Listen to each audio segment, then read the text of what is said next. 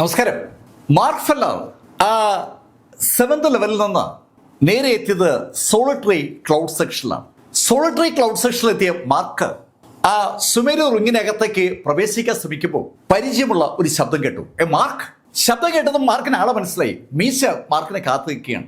Mark മീശയെ കൂടി ആ Sumeru റിങ്ങിനകത്തേക്ക് invite ചെയ്തു. ആ സുമേരു റിങ്ങിനകത്ത് കയറിയ മീശ ശരിക്കും ഞെട്ടിപ്പോവുകയാണെന്ന് പറയാം. അവിടെ ഒരുപാട് വിഭവങ്ങളുണ്ട്. ആ കൂട്ടത്തിൽ ഷിയാവുവിനൊപ്പം മീശ കണ്ടത് ആ മാസ്ക് വെച്ച സ്ത്രീയുടെ ശവപ്പെട്ടിയാണ്. മാസ്ക് വെച്ച സ്ത്രീയുടെ ശവപ്പെട്ടി കണ്ടതും മീശ ആ ശവപ്പെട്ടിക്കടുത്തേക്ക് ഓടിയെത്തി. അതിമനോഹരമായ ചിത്രപ്പണികളുള്ള ഒരു ശവപ്പെട്ടിയാണ് അവിടെ മീശ കാണുന്നത്. മാർക്കും ആ ചിത്രപ്പണികൾ കണ്ടിരുന്നു. പക്ഷേ ആ ചിത്രപ്പണികൾ മീശ കണ്ടതും മീശയുടെ മുഖത്ത് വല്ലാത്തൊരു ഗൗരവം വരികയാണ്. അയാൾ അവിടെ ആ തറയിലിരുന്ന് ആ പെട്ടി സൂക്ഷ്മമായി നിരീക്ഷിച്ചു തുടങ്ങി. മാർക്ക് അത് കണ്ടതും മീശയോട് ചോദിച്ചു, മീശ എന്താ? മാർക്ക് മിണ്ടായിരിക്കെ, ഞാനിതൊന്ന് പഠിക്കട്ടെ. മീശ വളരെ സീരിയസ് ആയിട്ട് ആ കാര്യങ്ങൾ പഠിക്കുന്ന കണ്ടതും മാർക്ക് മീശ അവിടെ വിട്ടിട്ട് നേരെ ഷിയാവുവിൻ്റെ അടുത്തെത്തി. ഷിയാവുവിൻ്റെ അടുത്ത് അങ്കിൾ ഗുവാനുണ്ട്. അതുപോലെ ആ ഫാറ്റിയും ഷാരുവും ഉണ്ട്. അടുത്ത് നിൽക്കുന്ന വാങ്ഫിങ് മാർക്കിനോട് പറഞ്ഞു, മാർക്ക് ഈ പെൺകുട്ടിയുടെ അവസ്ഥ ശരിക്കും കുഴപ്പത്തിലാണല്ലോ. അങ്കിൾ ഗുവാൻ ഷിയാവുവിനെ പരിശോധിച്ചുകൊണ്ടിരിക്കുകയാണ്. ഷിയാവുവിൻ്റെ ബോഡിയിൽ ഒരു തരത്തിലുള്ള അനക്കവുമില്ല. പക്ഷേ ആ ബോഡിക്ക് ജീവനുണ്ടെന്ന് വ്യക്തവുമാണ്. അതിൻ്റെതായ ഒരു ചെറിയ ചൂട് ആ ബോഡിയിലുണ്ട്. മാർക്ക് ഷിയാവുവിൻ്റെ അടുത്തിരുന്ന് തൻ്റെ ശരീരത്തിലെ സ്പിരിച്വൽ എനർജി ഷിയാവുവിൻ്റെ ബോഡിയിലേക്ക് ട്രാൻസ്ഫർ ചെയ്യാൻ ഒരു ശ്രമം നടത്തി. അത് കണ്ടതും അങ്കിൾ ഗുവാൻ മാർക്കിനോട് പറഞ്ഞു, മാർക്ക് അതൊക്കെ ഞങ്ങൾ ചെയ്തതാണ്.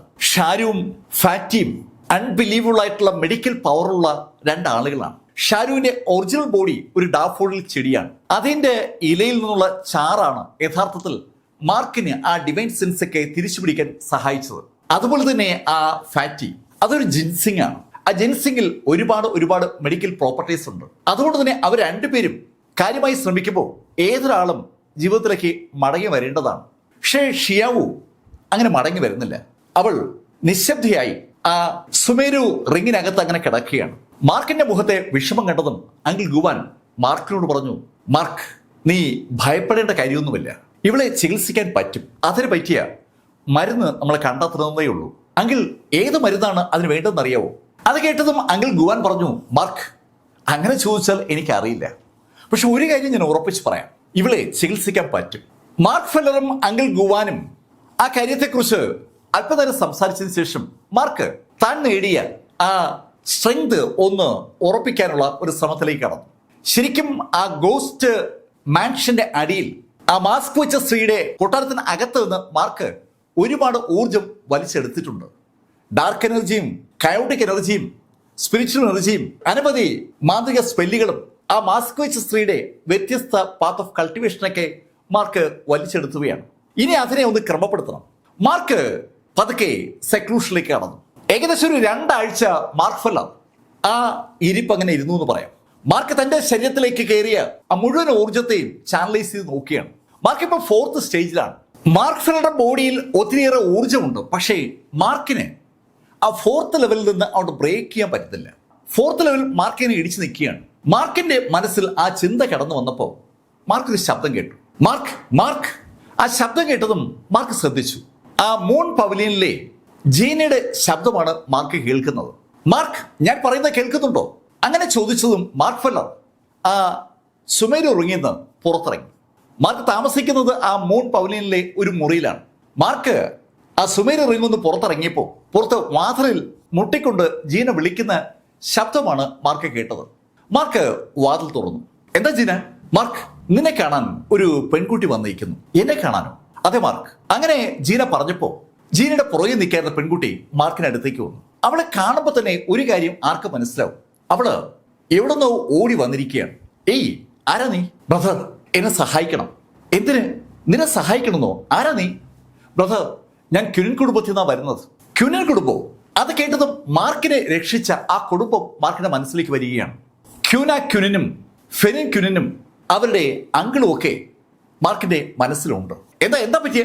ബ്രദർ ഞങ്ങളുടെ കോണ്ടിനെന്റിൽ ചില ആളുകൾ വന്നു. അവരോട് പിടിച്ചു നിൽക്കാൻ ഞങ്ങൾക്ക് പറ്റിയില്ല. അവരുടെ ലക്ഷ്യം ഞങ്ങളുടെ ആ സ്പിരിറ്റ് ട്രീ ആണ്. പച്ച നിറത്തിലുള്ള ഗ്രീൻ സ്പിരിറ്റ് ട്രീ ആ ക്യുരിൻ കുടുംബത്തിന്റെ ഒരു സമ്പത്താണ്. ആ ട്രീ മോഹിക്കുന്ന അനവധി ആളുകൾ പലപ്പോഴും ആ ക്യുരിൻ കുടുംബവുമായി ഏറ്റുമുട്ടാറുണ്ട്. അത് മാർക്കിന് അറിയാം. അവരുടെ കോണ്ടിനെന്റിൽ തന്നെ ചെന്ന് അവരെ എതിരിട്ട ആളുകൾ തികച്ചും ശക്തരായിരിക്കും. മാർക്ക് കൂടുതലൊന്നും പറയാതെ ആ പെൺകുട്ടിക്കൊപ്പം അതിവേഗം ടെലിപ്പോർട്ടേഷൻ പ്ലാറ്റ്ഫോമിലേക്ക് പോയി. അവിടെ നിന്ന് ഹെവൻലി ഒറിജിൻ കോണ്ടിനെന്റിലേക്ക് പോകാൻ വളരെ എളുപ്പമാണ്. ആ ബ്ലാക്ക് പ്ലാറ്റ്ഫോമിൽ നിന്ന് ഏത് സ്ഥലത്തേക്ക് പോകാനും ടെലിപ്പോർട്ടേഷൻ പ്ലാറ്റ്ഫോമുകളുണ്ട്. അടുത്തുള്ള ഒരു സ്ഥലമാണ് ഈ ഹെവൻലി ഒറിജിൻ കോണ്ടിനെന്റ് എന്ന് പറയുന്നത്. മാർക്കും ആ പെൺകുട്ടിയും അതിവേഗം ടെലിപ്പോർട്ടേഷൻ പ്ലാറ്റ്ഫോമിലൂടെ അവരുടെ ആ കോണ്ടിനെന്റിലെത്തി. ആ കോണ്ടിനെന്റിലെ പ്ലാറ്റ്ഫോമിൽ ഇറങ്ങിയ മാർക്ക് ഫെല്ലർ ആ പെൺകുട്ടിക്കൊപ്പം ക്യുരിൻ കുടുംബത്തിന്റെ ആ വസതി സ്ഥിതി ചെയ്യുന്ന സ്ഥലത്തേക്ക് അതിവേഗം മൂവ് ചെയ്യുമ്പോൾ മാർക്കിന് ആ കുടുംബത്തിന്റെ പശ്ചാത്തലം ഏതാണ്ട് മനസ്സിലാവുന്നുണ്ട്. വളരെ സമ്പന്നമാണ് ആ കുടുംബം. പക്ഷേ ആ ചിന്ത ആ പാലസിൽ എത്തിയ ആ നിമിഷത്തിൽ അവസാനിക്കുകയാണ്. ആ പാലസിലേക്ക് കയറുമ്പോൾ മാർക്ക് കാണുന്നത് ശവങ്ങളുടെ ഒരു കൂമ്പാരമാണ്. ആ ക്യുരിൻ കുടുംബവുമായി ബന്ധപ്പെട്ട യോദ്ധാക്കളെയൊക്കെ അരിഞ്ഞ് തള്ളിയിരിക്കുകയാണ്. അതിശക്തരായ അക്രമികൾ അവിടെ ഒരു താണ്ഡവം നടത്തിയിരിക്കുകയാണെന്ന് ആ കാഴ്ച വിളിച്ചു പറയുകയാണ്. ആ കാഴ്ച മാർക്കിനെ പോലും ഒന്ന് പിടിച്ചുലച്ചു. മാർക്കിന്റെ വേഗത കൂടി. അരുതാത്തത് എന്തെങ്കിലും സംഭവിച്ചു കാണും എന്നൊരു ഭയം മാർക്കിനുണ്ട്. മാർക്ക് അതിവേഗം ഓടി ആ ക്യുരിൻ കുടുംബത്തിന്റെ ഉള്ളിലെത്തുമ്പോൾ അവിടെ മാർക്ക് തികച്ചും അപ്രതീക്ഷിതമായ മറ്റൊരു കാഴ്ച കണ്ടു. അങ്കിൾ യുവാന്റെ ഡെഡ് ബോഡിയാണ് മാർക്ക് കണ്ടത്. അദ്ദേഹത്തിനെ ആരോ അരിഞ്ഞു തള്ളിയിരിക്കുകയാണ്. ആ ബോഡി കണ്ടതും മാർക്ക് ഫെല്ലർ ഓടി വന്ന് ആ ബോഡിക്ക് അടുത്തിരുന്ന് ആ ബോഡി ഒന്ന് കുലുക്കി നോക്കി. ശരിക്കും ആ ബോഡിയിൽ തരിപ്പെങ്കിലും ജീവനുണ്ടെങ്കിൽ അങ്കിളിനെ ജീവിതത്തിലേക്ക് മടക്കി കൊണ്ടുവരാൻ ഒരു ശ്രമം മാർക്ക് നടത്തിയതാണ്. പക്ഷേ മാർക്ക് കുലുക്കി വിളിക്കുമ്പോൾ ആ പെൺകുട്ടി മാർക്കിനോട് പറഞ്ഞു, അങ്കിളിനെ അവരാദ്യമേ കൊന്നായിരുന്നു. വന്നിരിക്കുന്ന ആളുകൾ അതീവ ശക്തരാണെന്ന് ആ ഒരൊറ്റ കാഴ്ച മാർക്കിനോട് വിളിച്ചു പറയുന്നുണ്ട്. മാർക്ക് ഫെല്ലർ പിന്നീട് ഒന്നും നോക്കില്ല. മുന്നോട്ട് കുതിച്ച മാർക്ക് ഫെല്ലർ അടുത്ത വാതിൽ കിടക്കുമ്പോൾ അതിനകത്ത് ഞെട്ടിപ്പിക്കുന്ന ഒരു രംഗമാണ് കാണുന്നത്. കൊച്ചുകുട്ടികളും പെൺകുട്ടികളും ഉൾപ്പെടെയുള്ള ആളുകളെ കിരാതമായി പീഡിപ്പിക്കുന്ന കുറേയേറെ ചെറുപ്പക്കാരെയും മുതിർന്ന ആളുകളെയും മാർക്ക് അവിടെ കണ്ടു. ആ കാഴ്ച കണ്ട മാർക്ക് നിന്ന സ്ഥലത്ത് നിന്ന് ഒന്ന് മുന്നോട്ട് കുതിച്ചു. മാർക്ക് ഒരു വൃത്തം പൂർത്തീകരിക്കുമ്പോഴേക്കും ആ സ്ത്രീകളെ ആക്രമിച്ചുകൊണ്ടിരുന്ന ആ എല്ലാ ആളുകളുടെയും തല ചിതറി എന്ന് പറയാം. മാർക്കിന്റെ പൂർണ്ണ കരുത്ത് അവരുടെ ബോഡി അറിഞ്ഞു എന്ന് പറയാം. മാർക്കിന്റെ ഓരോ ഇടിക്കും ആ സ്ത്രീകളെ ഉപദ്രവിക്കുന്ന ആളുകൾ അവസാനിക്കുകയാണ്, ചിതറിത്തെറിക്കുകയാണ്. പെട്ടെന്ന് ആ ഹാളിൽ വല്ലാത്തൊരു ശബ്ദം കേട്ട് അകത്തെ ഹാളിൽ നിന്ന് കുറെ ആളുകൾ പുറത്തേക്ക് ഓടി വന്നു. ആ വന്ന ആളുകളൊക്കെ ചുവപ്പ് നിറത്തിലുള്ള ഒരു ഡ്രസ്സാണ് ധരിച്ചിരിക്കുന്നത്. ചുവന്ന വസ്ത്രം ധരിച്ച ആ ആളുകൾ അമ്പരപ്പോടെ ആ കാഴ്ച കണ്ടു. ഒരു ചെറുപ്പക്കാരൻ അവരുടെ കൂട്ടത്തിലുള്ള ആളുകളെ ഓട്ടിച്ചിട്ട് അടിച്ചു കൊല്ലുകയാണ്. ഏയ് ആരാ നീ? ആ ചോദ്യം ചോദിച്ചുകൊണ്ട് ഒരു യോദ്ധാവ് മാർക്കിന് നേരെ ഓടിയടുത്തു. അയാൾ മാർക്കിന് നേരെ കുതിച്ചു വരികയാണ്. മാർക്ക് ഫെല്ലർ തിരിഞ്ഞു പോലും നോക്കാതെ തന്റെ വലത് കൈ ഒന്ന് ആഞ്ഞു വീശിയതും ആ ഓടി വന്ന ചെറുപ്പക്കാരൻ രണ്ട് കഷ്ടമായി അങ്ങ് മാറി. അവന്റെ തലയുടെ ഭാഗം അങ്ങ് തെറിച്ചു പോവുകയായിരുന്നു. ആ സമയത്തും അവന്റെ ബാക്കി ഭാഗത്തിന് ഒരു മൂവ്മെന്റ് ഉണ്ട്. അത് അപ്പോഴും മുന്നോട്ട് കുതിക്കുന്ന ആ കാഴ്ച കണ്ട് അവിടേക്ക് ഓടി വന്ന ആ യോദ്ധാക്കളൊക്കെ പെട്ടെന്ന് അങ്ങ് നിന്നു. അവിടെ അവരുടെ ആളുകളെ ആക്രമിക്കുന്ന ആള് അതിശക്തനാണെന്ന് ഒറ്റ നോട്ടത്തിൽ അവർക്ക് ബോധ്യമായതും അവരെല്ലാവരും മാന്ത്രിക ആയുധങ്ങളുമായി പെട്ടെന്ന് മാർക്കിനെ വളഞ്ഞു. മാർക്കിനെ വളഞ്ഞിരിക്കുന്ന എല്ലാവരും ട്രൂ സെയിന്റുകളാണ്. മാർക്കിന് ഒപ്പമുള്ള ആളുകളും മാർക്കിന് മുകളിലുള്ള ആളുകളൊക്കെ ഉണ്ട്. 4th ലെവലും 5th ലെവലും 6th ലെവലും 7th ലെവലിലേക്കുള്ള ഇഷ്ടംപോലെ ആളുകൾ, ഏകദേശം 1 ഡസനിലധികം ട്രൂ സെയിന്റുകൾ മാർക്കിനെ വളഞ്ഞതും മാർക്ക് ഒരു ശബ്ദം കേട്ടു. ബ്രദർ മാർക്ക് ശ്രദ്ധിക്കണേ. ആ ശബ്ദം കേട്ട ഭാഗത്ത് മാർക്ക് ക്യൂനിനെ കണ്ടു. ക്യൂനയ്ക്ക് പരിക്കുണ്ടെങ്കിലും അവള് പിടിച്ചു നിൽക്കുകയാണ്. ശരിക്കും അവളെ ആക്രമിക്കുന്ന ഒരു യോദ്ധാവിനെതിരെ അവൾ പോരാടിക്കൊണ്ടിരിക്കുമ്പോഴാണ് മാർക്ക് ഫെല്ലർ അവിടേക്ക് വന്നത്. മാർക്ക് ഫെല്ലർ രംഗത്ത് വന്നതോടുകൂടി ആ യോദ്ധാക്കൾ ക്യൂനയൊക്കെ വിട്ടിട്ട് മാർക്കിനെതിരെ തിരിഞ്ഞിരിക്കുകയാണ്. ക്യൂനെ കണ്ടതും മാർക്ക് ക്യൂനോട് പറഞ്ഞു, ക്യൂന എല്ലാവരും നീ ഒരു വശത്തേക്ക് മാറ്റിക്കോ, ഇവരെ ഞാൻ നോക്കിക്കൊള്ളാം. മാർക്ക് വളരെ കോൺഫിഡൻസിലാണ് അത് പറഞ്ഞത്. മാർക്കിന്റെ ആ പറച്ചിൽ കേട്ടതും മാർക്കിനെ വളഞ്ഞിരിക്കുന്ന ആളുകളിൽ ലേശം സീനിയർ ആയിട്ടുള്ള ആള് ഒന്ന് ഉറക്കെ പൊട്ടിച്ചിരിച്ചു. അയാള് ഒരു 7th ലെവൽ ട്രൂ സെയിന്റ് ആണ്. അയാൾ ചിരിച്ചുകൊണ്ട് മാർക്കിനോട് പറഞ്ഞു, ഹേയ് ചെറുപ്പക്കാരാ, നീ വലിയ ആത്മവിശ്വാസത്തോടാണല്ലോ പറയുന്നത്. അങ്ങനെ അയാൾ പറഞ്ഞതും മാർക്ക് ഫെല്ലർ മുന്നോട്ട് കുതിച്ചതും ഒരേ നിമിഷത്തിലാണ്. ആ കൂട്ടത്തിൽ അവരുടെ ലീഡറാണ് ആ സംസാരിച്ചതെന്ന് മാർക്കിന് തോന്നിയത് കൊണ്ടാണ് മാർക്ക് അയാൾക്ക് നേരെ കുതിച്ചത്. മാർക്ക് തനിക്ക് നേരെ കുതിച്ചു വരുന്നത് ആ മനുഷ്യൻ കണ്ടു. അയാൾ പെട്ടെന്ന് കൈയൊന്ന് ഉയർത്തിയതും അയാൾക്ക് മുന്നിലായി ഒരു ഷീൽഡ് പ്രത്യക്ഷപ്പെട്ടു. ആ ഷീൽഡ് എല്ലാ ആക്രമണത്തെയും പ്രതിരോധിക്കാൻ കപ്പാസിറ്റി ഉള്ളതാണ്. ഒരു 7th ലെവലുകാരന്റെ ശക്തി മുഴുവൻ ആ ഷീൽഡിൽ വിസിബിൾ ആണ്. പക്ഷേ അയാൾ അമ്പരപ്പിച്ചുകൊണ്ട് ആ ഷീൽഡിനെ തകർത്തുകൊണ്ട് മാർക്ക് ഫെല്ലറുടെ കൈ അയാളുടെ മുഖത്ത് പതിച്ചു. അങ്ങനെ ഒരു ഷീൽഡ് അവിടെ ഉണ്ടായിരുന്നു എന്ന് പോലും തോന്നാത്ത ശരിയിൽ ആ ഷീൽഡ് ചെറു ചെറു കഷ്ണങ്ങളായി അങ്ങ് ചിതറി. എനർജി കൊണ്ട് ഉണ്ടാക്കിയ ഷീൽഡാണ്. ആ ഷീൽഡ് സ്വാഭാവികമായിട്ടും ഒരു സീ ത്രൂ ഷീൽഡുമാണ്. അതുകൊണ്ട് തന്നെ മാർക്ക് ഫെല്ലറുടെ കൈ ആ ഷീൽഡിനകത്തുകൂടി ആ 7th ലെവലുകാരന്റെ മുഖത്ത് പതിക്കുന്ന ആ കാഴ്ച സകലരും വ്യക്തമായി തന്നെ കണ്ടിരുന്നു. ആ ഇടി അയാളുടെ മൂക്കിൽ പതിച്ചതും അയാളുടെ തല അങ്ങ് ചിതറി. ഒരു 7th ലെവൽ ട്രൂ സെയിന്റിനെ ഒറ്റയിടിക്ക് അവസാനിപ്പിക്കാനുള്ള കപ്പാസിറ്റി ആ വന്ന ആഗതന് ഉണ്ടെന്നുള്ള ആ യാഥാർത്ഥ്യം ആ 7th ലെവലുകാരന്റെ ഇടതും വലതും നിൽക്കുന്ന ആളുകൾക്ക് മാത്രമല്ല, ആ ഹാളിലുള്ള ബാക്കിയുള്ള ട്രൂ സെയിന്റുകൾക്ക് മനസ്സിലായി. പെട്ടെന്ന് അവരുടെ ആ ട്രൂ സെയിന്റ് കപ്പാസിറ്റി ഒന്നിച്ച് ഉപയോഗിക്കാനുള്ള ഒരു തന്ത്രത്തിലേക്ക് കടന്നു. അവർ അതിവേഗമാണ് ഒരു ആക്ഷൻ പ്ലാൻ ഉണ്ടാക്കിയത്. അവരുടെ കൈകളുമായി കണക്ട് ചെയ്തുകൊണ്ട് ചങ്ങലകൾ രൂപപ്പെടുകയാണ്. ശരിക്കും മാർക്കിനെ പല തവണ പൂട്ടിയിട്ടുള്ള ആ കോമ്പിനേഷൻ ചെയിന് ഒരിക്കൽ കൂടി അവിടെ ഉണ്ടായി. ആ ചെയിന് അവർ കൈയെന്ന് വീശിയതും മാർക്കിന്റെ നേരെ പാഞ്ഞു വന്നു. മാർക്കിനെ ആ ചങ്ങലകൾ ബന്ധിപ്പിച്ചു എന്ന് അവർക്ക് തോന്നിയ ആ നിമിഷത്തിൽ മാർക്ക് ഫെല്ലർ കൈകൾ ഇരുഭാഗത്തേക്കും ഒന്ന് അനക്കിയതേ ഉള്ളൂ. ആ ചങ്ങലകളൊക്കെ തവിട് പൊടിയായി അവിടെ വീണു. എന്താണ് സംഭവിച്ചതെന്ന് ആ ഷോക്കിൽ അവർക്ക് മനസ്സിലാകും മുമ്പ് മാർക്ക് ഫെല്ലർ അവരിൽ പലരുടെയും ജീവൻ എടുത്തു കഴിഞ്ഞു. മാർക്ക് ചാടി ഉയർന്ന് ഒരാളുടെ നെഞ്ചിലേക്ക് ആഞ്ഞ് ചവിട്ടപ്പോൾ അടുത്ത് നിന്ന 2 ആളുകളും വാ പൊടിച്ച് നിൽക്കുകയാണ്. മാർക്ക് അവർ രണ്ടുപേരെ ഇരു കൈകളിലും കൂട്ടിയെടുത്ത് ഒരൊറ്റ ഇടി. നേരത്തെ അവിടെയുള്ള ക്യുനൻ കുടുംബത്തിലെ ആളുകളോട് എന്തുമാത്രം ക്രൂരതയാണ് കാണിച്ചതെന്ന് അവിടേക്ക് കടന്നു വന്നപ്പോൾ മാർക്ക് കണ്ടതാണ്. ആ ബോഡികളുടെ അവസ്ഥ മാർക്കിൽ ഉണ്ടാക്കിയ ആ ദേഷ്യം തുടർന്ന് അവിടെ ഒരു താണ്ഡവ രൂപത്തിൽ മാർക്ക് കാണിച്ചു. മാർക്കിന്റെ താണ്ഡവം അവസാനിച്ചപ്പോൾ അവിടെ ഉണ്ടായിരുന്ന ആ 12 ട്രൂ സെയിന്റുകളും ഒരു ഓർമ്മ മാത്രമായി. ആ സമയത്താണ് ക്യൂന ഓടി മാർക്കിനടുത്തേക്ക് വന്നത്. ബ്രദർ മാർക്ക്, അച്ഛൻ അകത്ത് തടവിലാണ്. മാർക്ക് ഫെല്ലർ അതിവേഗം ക്യൂനയ്ക്കൊപ്പം അകത്തേക്ക് ഓടി.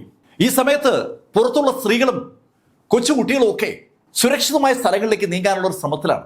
മാർക്ക് ഫെല്ലർ അകത്തേക്ക് കടക്കുമ്പോൾ കുറെ കൂടി ശക്തരായ യോദ്ധാക്കൾ അകത്തുണ്ട്. അവിടെ ലേശം പ്രായമുള്ള ഒരാളെ വാൾമുനയിൽ നിർത്തിയിരിക്കുകയാണ്. അയാളുടെ കഴുത്തിലേക്ക് വാള് ചൂണ്ടിക്കൊണ്ട് ഒരാൾ മാർക്ക് ഫെല്ലറോട് പറഞ്ഞു, ഏയ് ഇനി നീ മുന്നോട്ട് നടന്നാൽ ഈ മനുഷ്യന്റെ തല ഞാനങ്ങ് എടുക്കും. അങ്ങനെ അയാൾ പറഞ്ഞതും മാർക്കിന്റെ ഇടത് കൈ ഒന്ന് ചലിച്ചതും ഒരേ നിമിഷത്തിലാണ്. മാർക്കിന്റെ ഇടത് കൈയിൽ നിന്ന് ആ നിമിഷത്തിൽ ഒരു തീജ്വാല ഉണ്ടായി. ആ ഫയർ കോണ്ടിനെന്റിലെ യൂണിക്കോണിന്റെ ഇന്നർ കോറിൽ നിന്ന് മാർക്ക് സൃഷ്ടിച്ചിരിക്കുന്ന ആ ഫയർ ആ നിമിഷത്തിൽ ആ ആളങ്ങ് വിഴുങ്ങി. അയാളുടെ കത്തി ഉൾപ്പെടെ ആ തീയിൽ വെന്തുപോയി എന്ന് പറയാം. ശരിക്കും ആ കാഴ്ച അവിടെ ഉണ്ടായിരുന്ന ആ ചുവന്ന വസ്ത്രധാരികളെ ഒന്ന് കിടുക്കി. പക്ഷെ അവരൊക്കെ ഇതുപോലുള്ള അനവധി യോദ്ധാക്കളെ നേരിട്ട് തഴക്കവും പഴക്കവും ഉള്ളവരാണ്. പെട്ടെന്നാണ് അവരെല്ലാവരും കൂടി ഒറ്റ ടീമായി മാറി മാർക്കിനെതിരെ തിരിഞ്ഞത്. മാർക്കിനെതിരെ തിരിഞ്ഞിരിക്കുന്ന ആ യോദ്ധാക്കളുടെ സ്ട്രെങ്ത് 8th ലെവലാണ്. 8th ലെവലിലുള്ള 9 ആളുകൾ മാർക്ക് ഫെല്ലറെ അങ്ങ് വളഞ്ഞു. ശരിക്കും അതിശക്തരായ 9 യോദ്ധാക്കൾ. മാർക്ക് ഇതുവരെ നേരിട്ടുള്ള എല്ലാ വ്യക്തികളിൽ നിന്നും വ്യത്യസ്തരാണ് ആ 8 പേർ. അവര് കൊള്ളക്കാരാണ്. കൊള്ളയടിച്ചും കൊന്നും കൊലവിളിച്ചും ഒക്കെ നടക്കുന്ന അവരുടെ ശക്തി അതുപോലെ സമ്പന്നവുമാണ്. ശരിക്കും പവർഫുൾ ആയിട്ടുള്ള ആ യോദ്ധാക്കൾ 9 പേരും മാർക്ക് ഫെല്ലറെ അങ്ങ് വളഞ്ഞു നിന്നിട്ട് പെട്ടെന്ന് കൈകൾ ഉയർത്തിയതും ശരിക്കും ഒരു കൂടാരം അവിടെ ഉണ്ടായെന്ന് പറയാം. അവരുടെ കൈകൾ 9 പെറ്റലുകളാണ്, 9 ദളങ്ങളാണ്. ഒരു പുഷ്പത്തിന്റെ 9 ദളങ്ങൾ അവർ സൃഷ്ടിച്ചപ്പോൾ ആ 9 ദളങ്ങളും മുകളിലേക്ക് ഉയർന്ന് ഒരു പൂ തിരിച്ചു വെച്ചാൽ എങ്ങനെ ഇരിക്കുമോ അതേ ശൈലിയിൽ ഒരു കൂടാരം പോലെ ഉണ്ടായി. മാർക്ക് ഫെല്ലറെ ആ കൂടാരത്തിന് അകത്തേക്ക് അവർ ഒതുക്കുകയാണ്. ശരിക്കും ആ ഫ്ലവർ അങ്ങനെ വിരിഞ്ഞു വന്നപ്പോൾ ഒരു വല്ലാത്ത പ്രഭ മാർക്കിന് ചുറ്റും ഉണ്ടായി വരികയാണ്. മാർക്കിനെ അവർ അനങ്ങാൻ സമ്മതിക്കാതെ അവിടെ അറസ്റ്റ് ചെയ്തു എന്ന് പറയാം. മാർക്കിന്റെ ചലനത്തെ പോലും അവർ നിയന്ത്രിക്കുകയാണ്. മാർക്ക് പൂർണ്ണമായും അവരുടെ ആ ഫ്ലവർ സൃഷ്ടിച്ചിരിക്കുന്ന ആ ഒരു മാന്ത്രിക ഡൊമൈന് അകത്തുപെട്ടിരിക്കുകയാണ്. മാർക്ക് ഫെല്ലർ അവരെ സൂക്ഷിച്ചു നോക്കുമ്പോൾ അവരുടെ നേരെ പുറകിലായി കൈകൾ രണ്ടും പുറകിൽ കെട്ടി ഒരാൾ നിൽക്കുന്ന കണ്ടു. അയാൾ മാർക്കിനോട് പറഞ്ഞു, ഹേയ് ബ്രദർ, നീ കൊള്ളാം, നിനക്ക് ഞാൻ വേണമെങ്കിൽ ഒരു ചാൻസ് തരാം. ഞങ്ങള് ഇൻഡിപെൻഡന്റ് കൾട്ടിവേറ്റേഴ്സിനെ റിക്രൂട്ട് ചെയ്യുന്നവരാണ്. നീ എന്നോടൊപ്പം കൂടിയാൽ നിനക്ക് ഒട്ടും മോശമല്ലാത്ത ഒരു സ്ഥാനം ഞാൻ എൻ്റെ ഈ സംഘടനയിൽ നൽകാം. അത് കേട്ടതും മാർക്ക് ഫെല്ലർ നാക്കൊന്ന് ഉള്ളിലേക്കെടുത്ത് കാർക്കിച്ചൊരൊറ്റ തുപ്പ്. മാർക്കിന്റെ മുന്നിൽ നിൽക്കുന്ന ആ ട്രൂ സെയിന്റിന്റെ തലയ്ക്ക് മുകളിലൂടെ ആ തുപ്പൽ കറക്റ്റായിട്ട് ആ സംസാരിച്ചുകൊണ്ടിരുന്ന വ്യക്തിയുടെ മുഖത്ത് തന്നെ വന്നു വീണു. അയാളുടെ നെറ്റിൽ വീണ ആ തുപ്പൽ താഴോട്ടങ്ങനെ ഒലിച്ചിറങ്ങുകയാണ്. പെട്ടെന്ന് അവിടെ പൂർണ്ണമായ നിശബ്ദതയായി. ആ സംഘത്തിന്റെ തലവന്റെ മുഖത്തേക്കാണ് മാർക്ക് ഫെല്ലർ തുപ്പിയത്. ആ തുപ്പൽ മുഖത്ത് വീഴുമ്പോഴും അയാളുടെ മുഖത്ത് ഒരു ഭാവമാറ്റവുമില്ല. ഒരു പുഞ്ചിരി അയാളുടെ മുഖത്തുണ്ട്. അയാൾ ആ നിമിഷത്തിലും കൈകൾ പുറകിൽ കെട്ടിയിരിക്കുകയാണ്. ഇതുപോലുള്ള ആളുകളെ, ധിക്കാരികളെ താൻ ഒരുപാട് കണ്ടിരിക്കുന്നു എന്നുള്ള ഒരു ശൈലി അയാളുടെ ആ നിൽപ്പിലും ഭാവത്തിലുമുണ്ട്. മാർക്ക് ഫെല്ലർ അയാളൊന്ന് നോക്കിയിട്ട് മാർക്കിന്റെ ഇരു കൈകളും ഒന്ന് അനക്കി. ആ കൈകൾ അനക്കിയതും മാർക്കിന്റെ ബോഡിക്ക് ചുറ്റുമായി ആ സെയിൻറ്റ്ലി ബോഡി ടെക്നിക്ക് ആക്ടിവേറ്റ് ചെയ്യപ്പെട്ടു. ഒരു സുവർണ പ്രകാശം മാർക്കിന് ചുറ്റും ഉണ്ടാവുകയാണ്. ആ സുവർണ പ്രകാശം ഉണ്ടായ ആ നിമിഷത്തിൽ മാർക്ക് ഫെല്ലറുടെ പുറകിലായി 9 ഫയർ ഡ്രാഗണുകൾ പ്രത്യക്ഷപ്പെട്ടു. ആ സുവോലിന്റെ ഗ്ലൗ ആ ഫയർ ഡ്രാഗണുകളെ അവിടെ സൃഷ്ടിച്ചു എന്ന് പറയാം. ആ ഡ്രാഗണുകൾ 9 മാർക്കിന്റെ പിന്നിൽ അണിനിരന്നതും മാർക്കിനെ വളഞ്ഞിരിക്കുന്ന ആ 9 ആളുകൾ അവരുടെ ശക്തി ഒന്ന് കൂട്ടി. ആ നിമിഷത്തിൽ ആ ഫ്ലവറിൽ നിന്ന് താഴേക്ക് വരുന്ന പ്രഷർ അങ്ങ് കൂടുകയാണ്. പക്ഷെ ആ നിമിഷത്തിൽ മാർക്ക് ഫെല്ലറുടെ പുറകിലുള്ള ആ ഡ്രാഗണുകൾ 9 ദിശകളിലേക്ക് കുതിച്ചു. മാർക്കിനെ വളഞ്ഞു നിൽക്കുന്ന ആ 9 ട്രൂ സെയിന്റുകളെയും ലക്ഷ്യമാക്കി ആ ഫയർ ഡ്രാഗണുകൾ കുതിച്ചതും ആ ഫ്ലവറിന്റെ നിർമ്മാണത്തിൽ ശ്രദ്ധിച്ചിരിക്കുന്ന ആ 9 പേരും അവർക്ക് നേരെ പാഞ്ഞു വരുന്ന ആ ഫയർ ഡ്രാഗൺ അവർക്ക് നേരെ വർഷിക്കുന്ന ആ തീ തടുക്കാനായി കൈയൊന്നനക്കി.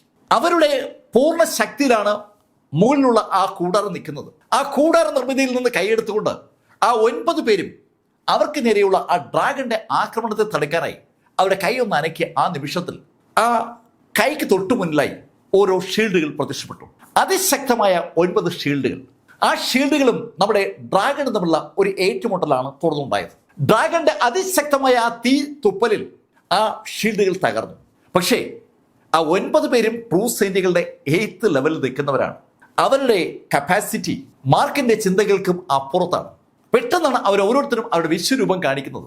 അതിശക്തമായ ഫിസിക്കൽ ബോഡിയുള്ള ആ 9 ആളുകളും അവരുടെ ഫിസിക്കൽ സ്ട്രെങ്തും അതേ സമയത്ത് അവരുടെ ഇന്നർ സ്ട്രെങ്തും ഒരുമിച്ചെടുത്തുകൊണ്ട് ചാടി ഉയർന്ന് മാർക്ക് ഫെല്ലറെ 9 ദിക്കുകളിൽ നിന്നായി ആക്രമിച്ചു തുടങ്ങി.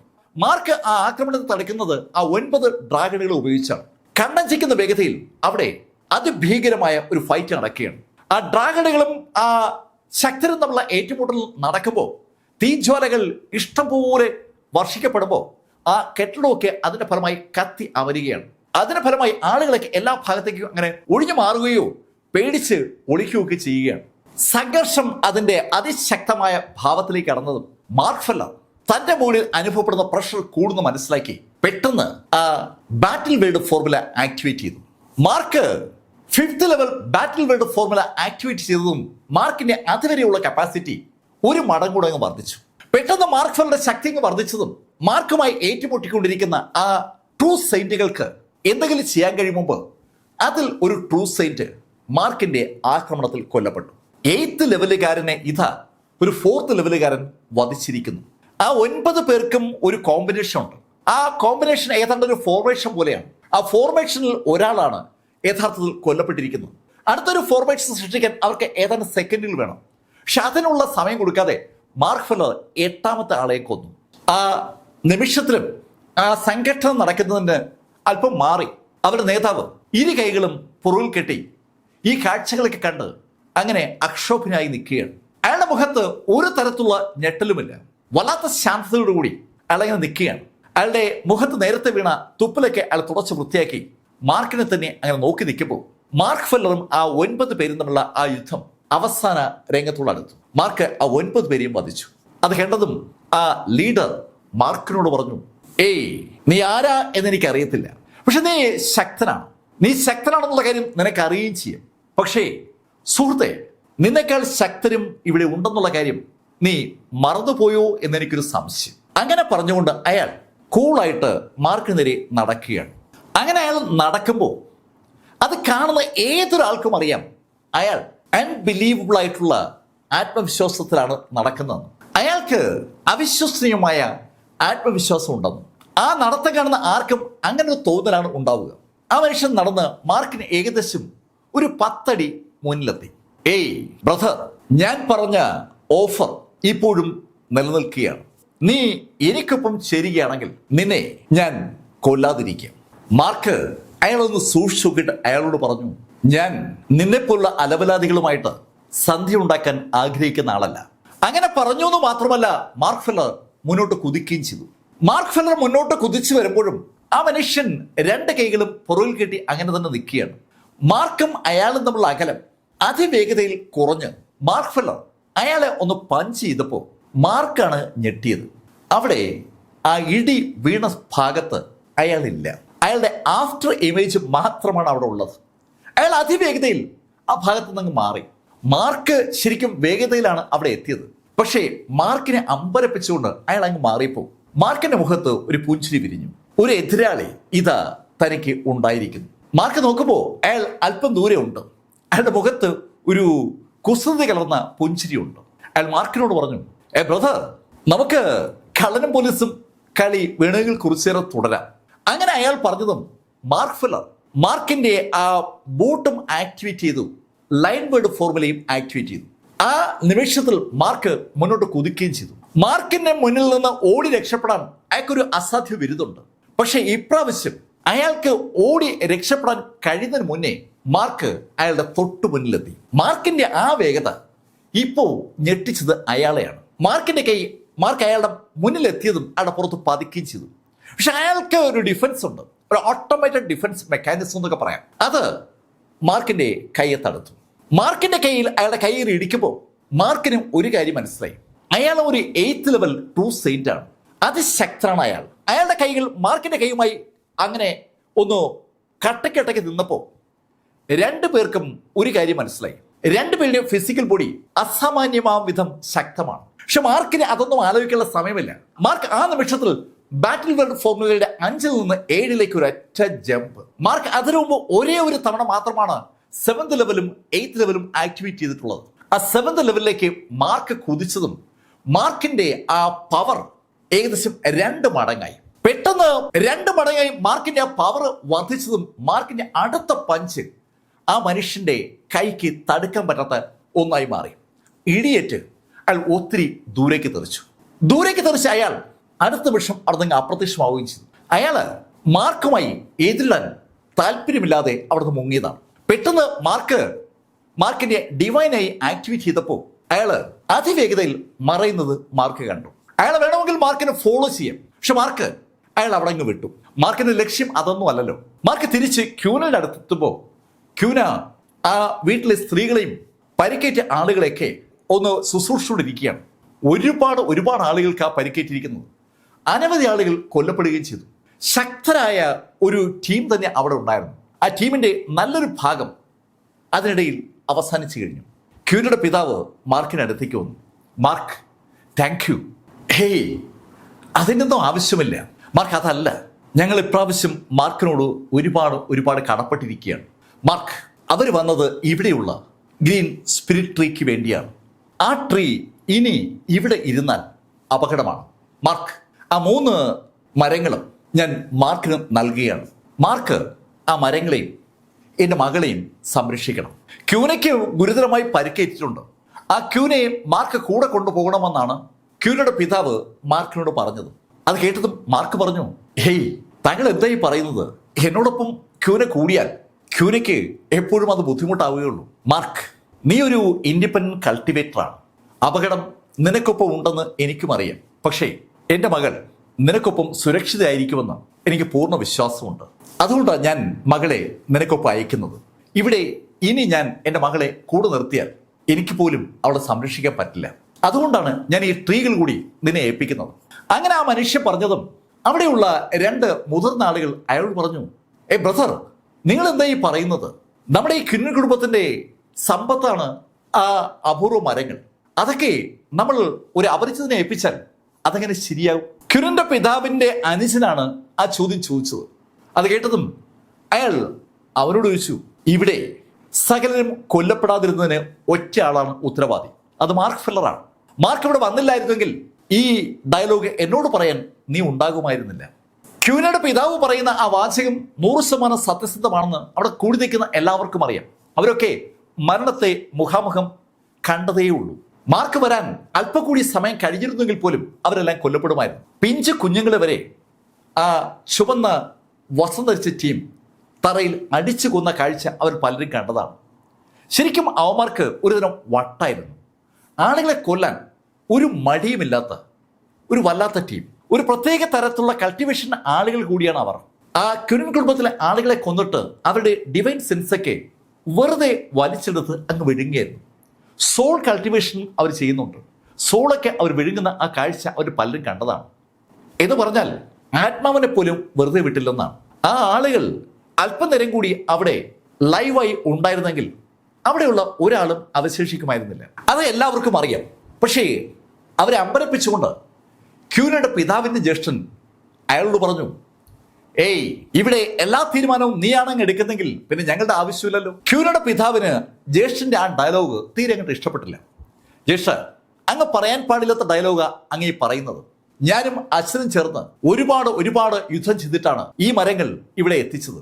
അതിൽ നിങ്ങൾക്ക് ആർക്കും ഒരു തരത്തിലുള്ള അധികാരവുമില്ല, അവകാശവുമില്ല. അതുകൊണ്ട് ഇനി ഡയലോഗ് പറയാൻ നിന്നാൽ നമ്മൾ തമ്മിലുള്ള ബന്ധം ഞാനങ്ങ് മറക്കും. മാർക്ക്, ഈ മരങ്ങൾ ഞാൻ മാർക്കിനെ ഏൽപ്പിക്കുകയാണ്. അങ്ങനെ പറഞ്ഞിട്ട് അയാൾ മാർക്കിനെയും കൊണ്ട് നേരെ പോയത് ആ 3 മരങ്ങൾ നിൽക്കുന്ന സ്ഥലത്താണ്. പച്ച നിറത്തുള്ള ആ മരങ്ങളിൽ ഒരെണ്ണം മാർക്ക് നേരത്തെ കണ്ടതാണ്. ആ ഷിപ്പിനകത്ത് ആ മരം ഉണ്ടായിരുന്നു. ഇപ്പോ 3 മരങ്ങളാണ് മാർക്ക് കാണുന്നത്. ഗ്രീൻ സ്പിരിറ്റ് ട്രീ എന്നറിയപ്പെടുന്ന ആ ട്രീക്ക് അൺബിലീവബിൾ ആയിട്ടുള്ള ഒരു കപ്പാസിറ്റി ഉണ്ട്. ആ മരത്തിന് എവിടെ നിന്നും സ്പിരിറ്റ് എനർജി വലിച്ചെടുക്കാൻ പറ്റും. ആ വലിച്ചെടുക്കുന്ന സ്പിരിച്വൽ എനർജി ആ മരം അതിന്റെ ബോഡിയിലൂടെ അത് നിൽക്കുന്ന സ്ഥലത്തേക്ക് അങ്ങ് സംക്രമിപ്പിക്കും. മാർക്കും ക്യൂനയും ക്യൂനയുടെ പിതാവും പരിവാരങ്ങളും ഒക്കെ ആ മരങ്ങളുള്ള ഭാഗത്തേക്ക് ചെല്ലുമ്പോൾ അവർക്കത് ആ നിമിഷം ബോധ്യമാവുകയും ചെയ്തു. അവിടെ ഇഷ്ടംപോലെ സ്പിരിച്വൽ എനർജി ഉണ്ട്. എവിടെ സ്പിരിച്വൽ എനർജി ഉണ്ടെങ്കിലും അതിനെ അബ്സോർവ് ചെയ്യാനുള്ളൊരു കപ്പാസിറ്റി ആ മരങ്ങൾക്കുണ്ട്. ആ മരങ്ങൾ മാർക്കിനെ അവിടെ നിന്ന് ഇളക്കി ക്യൂനയുടെ പിതാവ് ഏൽപ്പിച്ചു. മാർക്ക് ഉടൻ തന്നെ അതിനെ സുമേരു റിങ്ങിനകത്തേക്ക് കയറ്റി. സുമേരു റിങ്ങിനകത്ത് അങ്കിൾ ഗുവാനും പരിവാരങ്ങളും എല്ലാം ഉണ്ട്. അകത്തേക്ക് ആ 3 ട്രീകളും പ്രതിഷ്ഠിക്കപ്പെട്ടതോടുകൂടി അകത്ത് സ്പിരിച്വൽ എനർജിയുടെ ഒരു വലിയ സാന്നിധ്യം ഉണ്ടാവുകയാണ്. സുമേരു റിങ്ങിന് പുറത്തു നിന്നാണ് യഥാർത്ഥത്തിൽ ആ ട്രീ സ്പിരിച്വൽ എനർജി വലിച്ചെടുത്ത് ആ റിങ്ങിനകത്തേക്ക് കയറ്റുന്നത്.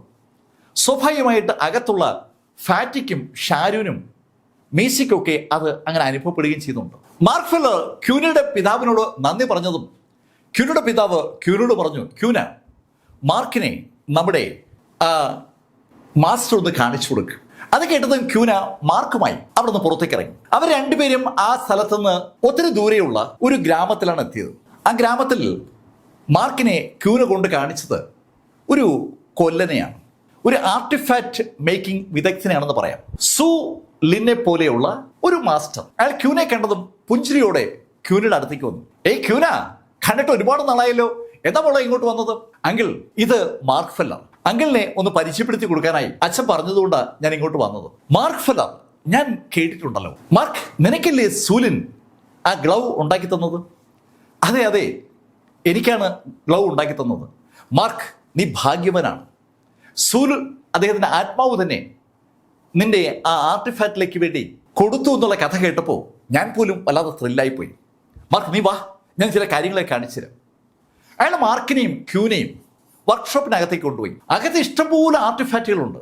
ഒരുപാട് തരത്തിലുള്ള ആയുധങ്ങൾ, ഒരുപാട് തരത്തിലുള്ള മാന്ത്രിക ഉപകരണങ്ങളൊക്കെ അതിനകത്തുണ്ട്. അവ ഉണ്ടാക്കുന്നതിൽ ഈ കക്ഷി ഒരു വിരുതുള്ള ആളാണെന്ന് അത് കണ്ടപ്പോൾ മാർക്ക് മനസ്സിലായി. അയാൾ പെട്ടെന്ന് അവിടെ ഇവിടെ നോക്കിയിട്ട് വെള്ളി നിറത്തുള്ള ഒരു കുന്തം കയ്യിലെടുത്ത് മാർക്കിന് കൊടുത്തു. മാർക്ക്, ഇതെന്റെ സംഭാവനയാണ്, ഇത് മാർക്ക് വെച്ചു. ഹേയ്, ഇത് മാർക്ക് വെച്ചോന്ന്, ഇതൊക്കെ ഉപയോഗപ്പെടും. അയാൾക്ക് മാർക്കിനെ സൽക്കരിക്കാൻ വല്ലാത്തൊരു താല്പര്യം. മാർക്ക് അയാളോട് ചോദിച്ചു, അല്ല സുഹൃത്തെ, നിങ്ങൾ എനിക്കൊപ്പം വരുന്നുണ്ടോ? അയാള് ആ ചോദ്യം കേട്ടപ്പോൾ ക്യൂന നോക്കി. ക്യൂന അയാളോട് പറഞ്ഞു, അങ്കിൾ, ഞാനും മാർക്കിനൊപ്പം പോവുകയാണ്. അച്ഛനാ പറഞ്ഞത് അങ്കിളിനെ കൂടെ കൂട്ടാൻ. അവളുടെ പിതാവ് നൽകിയിരിക്കുന്ന ഓർഡറാണെന്ന് കേട്ടതും ആ മനുഷ്യൻ രണ്ടാമൊന്നും ആലോചിക്കാതെ മാർക്കിനോട് പറഞ്ഞു, ഓക്കെ, അങ്ങനെയാണെങ്കിൽ ഞാൻ റെഡി. മാർക്ക് ഫെല്ലർ ക്യൂനെയും അയാളെയും അവിടുത്തെ സാമഗ്രികളുമായിട്ട് അവിടെ നിന്ന് പുറത്തേക്ക് ഇറങ്ങി. മാർക്ക് ഫെല്ലർ ഉടൻ തന്നെ മാർക്ക് ഫെല്ലറുടെ നിലവറയിലേക്ക് അവിടെയുള്ള പല സാധനങ്ങളും ആ നിമിഷത്തിൽ തന്നെ മാർക്ക് മാറ്റി. മാർക്കും ക്യൂനെയും ആ മാസ്റ്ററുമായിട്ട് അവിടുത്തെ ടെലിപ്പോർട്ടേഷൻ പ്ലാറ്റ്ഫോമിലൂടെ അതിവേഗം സോളിറ്ററി ക്ലൗഡ് സെക്ഷനിലെത്തി. അവിടെ എത്തിയതും മാർക്ക് ഫെല്ലർ അവരുമായി നേരെ ആ മൂൺ പവലിയനിലെത്തി. മൂൺ പവലിയനിലെ മാർക്കിന്റെ മുറിയിലേക്ക് കയറിയതും മാർക്ക് ഫെല്ലർ അവരെല്ലാവരെയും മാർക്കിന്റെ സുമേരു റിങ്ങിനകത്ത് കൊണ്ടുവന്നു. സുമേരു റിങ്ങിനകത്തേക്ക് കടന്നതും ആ മാസ്റ്റർ അമ്പരപ്പോടെ ആ റിങ്ങിനകത്ത് ഓടി നടക്കുകയാണ്. മാർക്ക്, ഇതൊരു അവിശ്വസനീയമായ സൃഷ്ടിയാണല്ലോ. മാർക്ക്, ഇതൊരു സൂപ്പർ മാസ്റ്റർ സൃഷ്ടിച്ചിരിക്കുന്നത്. മാർക്ക്, പക്ഷെ ഒരു പ്രശ്നമുണ്ട് കേട്ടോ. പ്രശ്നം മാർക്ക്, ഇതിൻ്റെ ഈ ലെയറുകൾ കണ്ടോ? ഈ ലെയറുകളിൽ കേടുകൾ വന്നിരിക്കുകയാണ്. ലെയറുകളിൽ കേടുകളോ? അതെ മാർക്ക്, ഈ റിങ്ങിൽ പ്രശ്നമുണ്ട്. ഈ പ്രശ്നം പരിഹരിക്കാൻ സുമേരു എനർജി തന്നെ വേണം. സുമേരു എനർജിയോ? ഹേയ് മാസ്റ്റർ, നിങ്ങൾ എന്തൊക്കെയാണ് പറയുന്നത്? മാർക്ക്, ഞാൻ പറഞ്ഞത് സത്യമാണ്. സുമേരു എനർജി ഉണ്ടെങ്കിലേ ഈ റിങ്ങിനെ നമുക്ക് ശരിയാക്കി എടുക്കാൻ പറ്റും. ഈ റിങ്ങിന്റെ അവസ്ഥ ഇതൊന്നുമല്ല. ഈ റിങ് ഒരുപാട് അത്ഭുതങ്ങൾ സൃഷ്ടിക്കാൻ പര്യാപ്തമായ ഒന്നാണ്. ഇത്രയും സമയം ഈ സംഭാഷണം കേട്ടുകൊണ്ടിരുന്ന അങ്കിൾ ഗുവാൻ ആ മാസ്റ്റർ ഒന്ന് നോക്കിയിട്ട് മാർക്കിനോട് പറഞ്ഞു, മാർക്ക്, ഈ മാസ്റ്റർ പറയുന്നത് ശരിയാണ്. ഇതൊരു അൺബിലീവബിൾ ആയിട്ടുള്ള നിർമ്മിതിയാണ്. ഈ നിർമ്മിതിയിൽ എന്തെങ്കിലും തകരാറുണ്ടായാൽ അത് ശരിയാക്കാൻ സുമേരു എനർജി കൊണ്ടേ പറ്റൂ. അങ്കിൾ ഗുവാൻ അത് പറഞ്ഞപ്പോൾ മാസ്റ്റർ ഹാരി അങ്കിൾ ഗുവാനോട് പറഞ്ഞു, സുമേരു എനർജി കിട്ടിയാൽ നമുക്ക് ഈ റിങ്ങിനെ അടിപൊളിയാക്കാൻ പറ്റും. അങ്ങനെ മാസ്റ്റർ ഹാരി പറഞ്ഞപ്പോഴാണ് ഹാരിയുടെ കണ്ണുകൾ അല്പം മാറി അവിടെ ആ തറയിൽ കിടന്നുറങ്ങുന്ന ഷിയാവുവിലേക്ക് തിരിഞ്ഞത്. അയാൾ വേഗം ഓടി ഷിയാവുവിൻ്റെ അടുത്തെത്തി. ആ സമയത്ത് ഷിയാവുവിൻ്റെ അടുത്ത് ഷാരുവും അതുപോലെ ഫാറ്റിയും ഉണ്ട്. അവർ രണ്ടുപേരും അവിടെ ഓടിയെത്തിയ ഹാരിയെ കണ്ട് അല്പം മാറിയതും ഹാരി ഷിയാവുവിനെ ഒന്ന് പരിശോധിച്ചു. മാർക്ക്, ഈ പെൺകുട്ടിക്ക് ഒരു പ്രശ്നമുണ്ടല്ലോ. ഹാരി, എന്താ പ്രശ്നം? മാർക്ക്, ഈ പെൺകുട്ടിയുടെ ഡിവൈൻ സെൻസിൽ ഒരു പ്രശ്നം ഉണ്ടായിട്ടുണ്ട്. അത് പരിഹരിക്കാൻ പാർമിത ഫ്ലവർ തന്നെ വേണം. പാർമിത ഫ്ലവറോ? അതെ മാർക്ക്, പാർമിത ഫ്ലവർ. അതുകൊണ്ട് ഒരു പിൽസ് ഉണ്ടാക്കാൻ പറ്റും. ആ പിൽസ് ഈ കുട്ടിക്ക് അവളുടെ നഷ്ടപ്പെട്ടു പോയ ഡിവൈൻ സെൻസ് മടക്കി എടുത്തു കൊടുക്കും. അവർ കേട്ടിട്ടില്ലാത്ത ഒരു പൂവിന്റെ പേരാണ് മാസ്റ്റർ ഹാരി മാർക്കിനോട് പറഞ്ഞത്. അത് കേട്ടതും അങ്കിൾ ഗുവാൻ മാർക്കിനോട് പറഞ്ഞു, മാർക്ക്, ഞാനും അതാ ആലോചിച്ചത്. ഞാനും ഇത് കേട്ടിട്ടുണ്ട്, പാർമിത ഫ്ലവർ. ഹാരി, ഈ പാർമിത ഫ്ലവർ എവിടെ ഉണ്ടെന്ന് അറിയാവോ? മാർക്ക് ആ ചോദ്യം ചോദിച്ചതും ഹാരി മാർക്കിനോട് പറഞ്ഞു, മാർക്ക്, ഇവിടുന്ന് തെക്ക് ഭാഗത്തേക്ക് പോയാൽ ഒരു മൂൺ കോണ്ടിനെൻ്റ് ഉണ്ട്. അവിടെ ഈ പാർമിത ഫ്ലവർ ഉണ്ട്. എനിക്കറിയാം, ഞാനത് കേട്ടിട്ടുണ്ട്. ഷിയാവു ആ സുമേരു റിങ്ങിനകത്ത് വന്നതിന് ശേഷം മാർക്കിന്റെ ചിന്തയിൽ ആ വിഷയം നിറഞ്ഞു നിൽക്കുകയാണ്. ഷിയാവുവിനെ എങ്ങനെ രക്ഷിക്കാം? അതാണ് മാർക്ക് പലപ്പോഴും ആലോചിക്കുന്നത്. ഇപ്പൊ ഇതാ ഒരു മാർഗം തുറന്നു കിട്ടിയിരിക്കുകയാണ്. മാർക്ക് അതിവേഗം ആ സുമേരു റിങ്ങിൽ നിന്ന് പുറത്തിറങ്ങി ടെലിപ്പോർട്ടേഷൻ പ്ലാറ്റ്ഫോമിലെത്തി അവിടെ നിന്ന് ആ മൂൺ കോണ്ടിനെന്റിലേക്ക് തിരിച്ചു. മൂൺ കോണ്ടിനെന്റിൽ മാർക്ക് എത്തുമ്പോൾ അവിടെ ഒരു വല്ലാത്ത കാലാവസ്ഥ മാർക്കിന് ഫീൽ ചെയ്യുകയാണ്.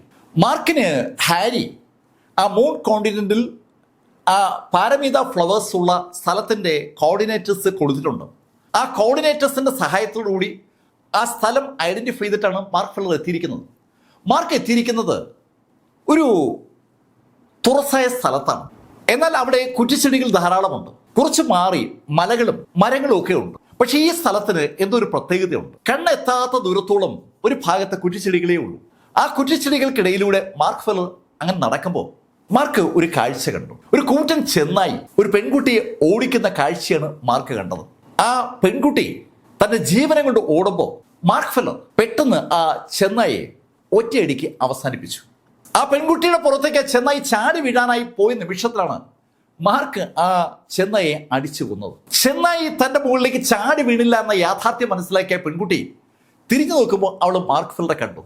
Hey big brother, thank you. അത് എന്നെ കൊന്നനെ. കുട്ടി, നീ എന്തിനാ ഈ കാട്ടിൽ ഈ മൃഗങ്ങളുള്ള ഭാഗത്ത് വന്നത്? ബിഗ് ബ്രദർ, വീട്ടിൽ എനിക്ക് ഒരുപാട് ജോലിയുണ്ട്. വീട്ടിലേക്ക് ആവശ്യമായ ഇറച്ചി സംഘടിപ്പിക്കാനാണ് ഞാൻ ഈ കാട്ടിലേക്ക് വന്നത്. ചെറിയ മൃഗങ്ങളെയൊക്കെ ഞാൻ വേട്ടയാടും, പക്ഷേ ഈ വലിയ മൃഗങ്ങളെ വേട്ടയാടാൻ എന്നെ കൊണ്ട് പറ്റില്ല. കുട്ടി, നിനക്ക് വീട്ടിൽ മുതിർന്നവരില്ലേ? അവരല്ലേ ഈ വേട്ടയൊക്കെ നടത്തേണ്ടത്. ബിഗ് ബ്രദർ, വീട്ടിലുള്ള ആളുകളൊക്കെ പ്രായമായി. അവർക്ക് ആർക്കും വേട്ടയാടാനൊന്നും പറ്റില്ല. അവർക്കൊക്കെ ആവശ്യമായ ഭക്ഷണം എത്തിച്ചു കൊടുക്കേണ്ടത് എൻ്റെ ജോലിയാണ്. കുട്ടി, എന്താ പേര്? എൻ്റെ പേര് ക്ഷമ എന്നാണ്. ക്ഷമ? അതെ, ക്ഷമ. കൊള്ളാം, നല്ല പേരാണല്ലോ. ആട്ടെ, ബിഗ് ബ്രദറിന്റെ പേരെന്താണ്? എൻ്റെ പേര് മാർക്ക്. ബിഗ് ബ്രദർ മാർക്ക്, അങ്ങ് എന്തിനാ ഇവിടെ വന്നത്? നീ ചോദിച്ചത് നന്നായി. ക്ഷമ, എനിക്ക് ഈ പാരമിത ഫ്ലവേഴ്സ് വേണമായിരുന്നു. അത് എവിടെ ഉണ്ടെന്ന് അറിയാവോ? ബിഗ് ബ്രദർ, പാരമിത ഫ്ലവേഴ്സിന് വേണ്ടിയാണോ വന്നത്? എനിക്കറിയാം അത് എവിടെ ഉണ്ടെന്ന്. പക്ഷേ അവിടെ വരെ പോകാന്ന് പറഞ്ഞാൽ അത് എളുപ്പമല്ല. അതെന്താ? ബിഗ് ബ്രദർ, അവിടേക്ക് വലിയ മൃഗങ്ങളുണ്ട്. അവ ബിഗ് ബ്രദറിനെ ആക്രമിക്കും. ക്ഷമ, അതിനെക്കുറിച്ച് ആലോചിക്കണ്ട. നിന്റെ ഈ ബിഗ് ബ്രദർ ശരിക്കും ശക്തിയുള്ള ആളാണ്. എൻ്റെ ശക്തിക്ക് മുന്നിൽ ഈ മൃഗങ്ങളൊന്നും ഒന്നുമല്ല. നിനക്ക് ആ സ്ഥലം എനിക്കൊന്ന് കാണിച്ചു തരാൻ പറ്റുമോ? ഉറപ്പായും കാണിച്ചു തരാം. പക്ഷെ ബിഗ് ബ്രദർ, ഞാൻ വീണ്ടും പറയുന്നു, അവിടെ ശക്തരായ മൃഗങ്ങളുണ്ട്. ക്ഷമ അത് പറഞ്ഞുകൊണ്ട് മുന്നോട്ട് നടന്നപ്പോൾ മാർക്ക് ക്ഷമയ്ക്കൊപ്പം നടന്നു തുടങ്ങി. കുറേ നേരത്തെ യാത്രയ്ക്ക് ശേഷം അവര് ഒരു തുറസായ സ്ഥലത്തെത്തി. ശരിക്കും ആ കുറ്റിച്ചെടികൾ കഴിഞ്ഞിട്ട് തുറസായ ഒരു സ്ഥലമുണ്ട്. ആ സ്ഥലത്തിന് അപ്പുറത്തായി മാർക്കിന് ഇപ്പോഴേ പൂക്കളെ കാണാം. ആ പൂക്കൾ കണ്ടതും ആ കുട്ടി മാർക്കിനോട് പറഞ്ഞു, ബിഗ് ബ്രദർ, അതാണ് ആ പൂക്കൾ. പക്ഷേ ഒരു പ്രശ്നമുണ്ട്. ഈ കാട്ടിൽ നിന്ന് ആ പൂവുള്ള സ്ഥലം വരെയുള്ള സ്ഥലത്ത് നമ്മൾ കടക്കുമ്പോൾ മൃഗങ്ങൾ നമ്മളെ ആക്രമിക്കും. ശരിക്കും ആ മൃഗങ്ങൾ ആ കാട്ടിനകത്ത് പതുങ്ങിയിരിപ്പുണ്ട്. ആരെങ്കിലും ആ പൂക്കൾ തേടി വരുമ്പോൾ അവരെ ആക്രമിച്ച് കൊല്ലുക എന്നുള്ളതാണ് ആ മൃഗങ്ങളുടെ രീതി. ആ കാടിനകത്ത് ജനിച്ചു വളർന്നതുകൊണ്ട് അവർക്ക് അവിടുത്തെ ആ പശ്ചാത്തലമൊക്കെ അറിയാം. മാർക്ക് ക്ഷമയോട് പറഞ്ഞു, ക്ഷമ, നീ ഇവിടെ തന്നെ ഇരിക്കും, ഞാൻ ആ പൂക്കളുടെ അടുത്തേക്ക് ചെല്ലാം. ബിഗ് ബ്രദർ, ശ്രദ്ധിക്കണേ, മൃഗങ്ങൾ അതിശക്തരാണ്. അങ്ങനെ അവൾ വീണ്ടും പറഞ്ഞതും മാർക്ക് അവളുടെ യാത്ര പറഞ്ഞിട്ട് മാർക്കിനെ കാണാൻ കഴിയുന്ന ദൂരത്തുള്ള ആ പൂക്കളുടെ അടുത്തേക്ക് നടക്കുകയാണ്. അതിമനോഹരമായ പൂക്കൾ ഇഷ്ടംപോലെ അവിടെ ഉണ്ട്. മാർക്ക് ഫെല്ലർ ആ പൂവുള്ള സ്ഥലത്തേക്ക് നടക്കുമ്പോൾ അനവധി കണ്ണുകൾ തന്നെ വീക്ഷിക്കുന്നത് മാർക്കിന്റെ ശ്രദ്ധപ്പെടുകയും ചെയ്തു. വന്യമൃഗങ്ങളുടെ ഒരു കേന്ദ്രമാണ് ശരിക്കും ആ പൂക്കളുടെ ബാക്കിലെന്ന് ആ കണ്ണുകൾ കണ്ട മാർക്കിന് അറിയാം. മാർക്ക് അവ അവിടെ ഉള്ളത് പോലും മൈൻഡ് ചെയ്യാതെ കൂളായി നടക്കുകയാണ്. പെട്ടെന്നാണ് ഒരു കൂറ്റൻ കടുവ മാർക്കിന് നേരെ പാഞ്ഞു വന്നത്. ആ കടുവയുടെ വലിപ്പം കണ്ട ക്ഷമ അറിയാതെ അവിടെ വാ പൊത്തിപ്പോവുകയാണ്. അവൾ ഇതുവരെ കണ്ടിട്ടില്ലാത്ത അത്രയും വലിപ്പമുണ്ട് ആ കടുവയ്ക്ക്. പക്ഷെ ആ കടുവ മാർക്കിനടുത്തേക്ക് കുതിച്ചു പാഞ്ഞെത്തിയതും മാർക്ക് ഫെല്ലർ തിരിഞ്ഞ് അതിനെ ഒന്ന് ഇടിച്ചതും ഒരേ നിമിഷത്തിലാണ്. വായുവിലൂടെ മാർക്കിനടുത്തേക്ക് പാഞ്ഞു വന്ന കടുവ അടുത്ത നിമിഷത്തിൽ തറയിലേക്ക് ഒരു വൻ ശബ്ദത്തോട് വീഴുന്ന കാഴ്ച ആ കുറ്റിക്കാടിനകത്തുള്ള ക്ഷമയെ ഞെട്ടിച്ചതുപോലെ കാടിനകത്തുള്ള ആ അനവധി കണ്ണുകളെയും ഞെട്ടിച്ചു. ആ മൃഗങ്ങൾ അത്തരത്തിലൊരു റിസൾട്ട് പ്രതീക്ഷിച്ചിരുന്നില്ല എന്ന് വ്യക്തമാണ്. ഒറ്റയിടിക്ക് ആ കടുവ അവസാനിച്ചു. ആ കടുവ അവിടെ അവസാനിച്ചതും അകത്തുള്ള ആ കണ്ണുകളുടെ ശക്തി ഒന്ന് കുറഞ്ഞു.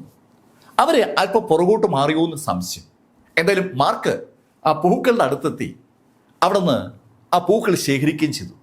മാർക്കിന് ഒരു കൈ നിറയെ പൂക്കൾ കിട്ടി. ആ പൂക്കൾ മാർക്ക് ആ നിമിഷത്തിനെ മാന്ത്രിക നിലവറിലേക്ക് മാറ്റിയിട്ട് തിരിച്ച് ആ കടുവയുടെ അടുത്തെത്തി. ആ കടുവയും വലിച്ചുകൊണ്ടാണ് മാർക്ക് ഫെല്ലർ ക്ഷമയുടെ അടുത്തേക്ക് വന്നത്. ആ കടുവയെ കണ്ടപ്പോൾ ക്ഷമയുടെ സന്തോഷത്തിന് അതിരുകളില്ല.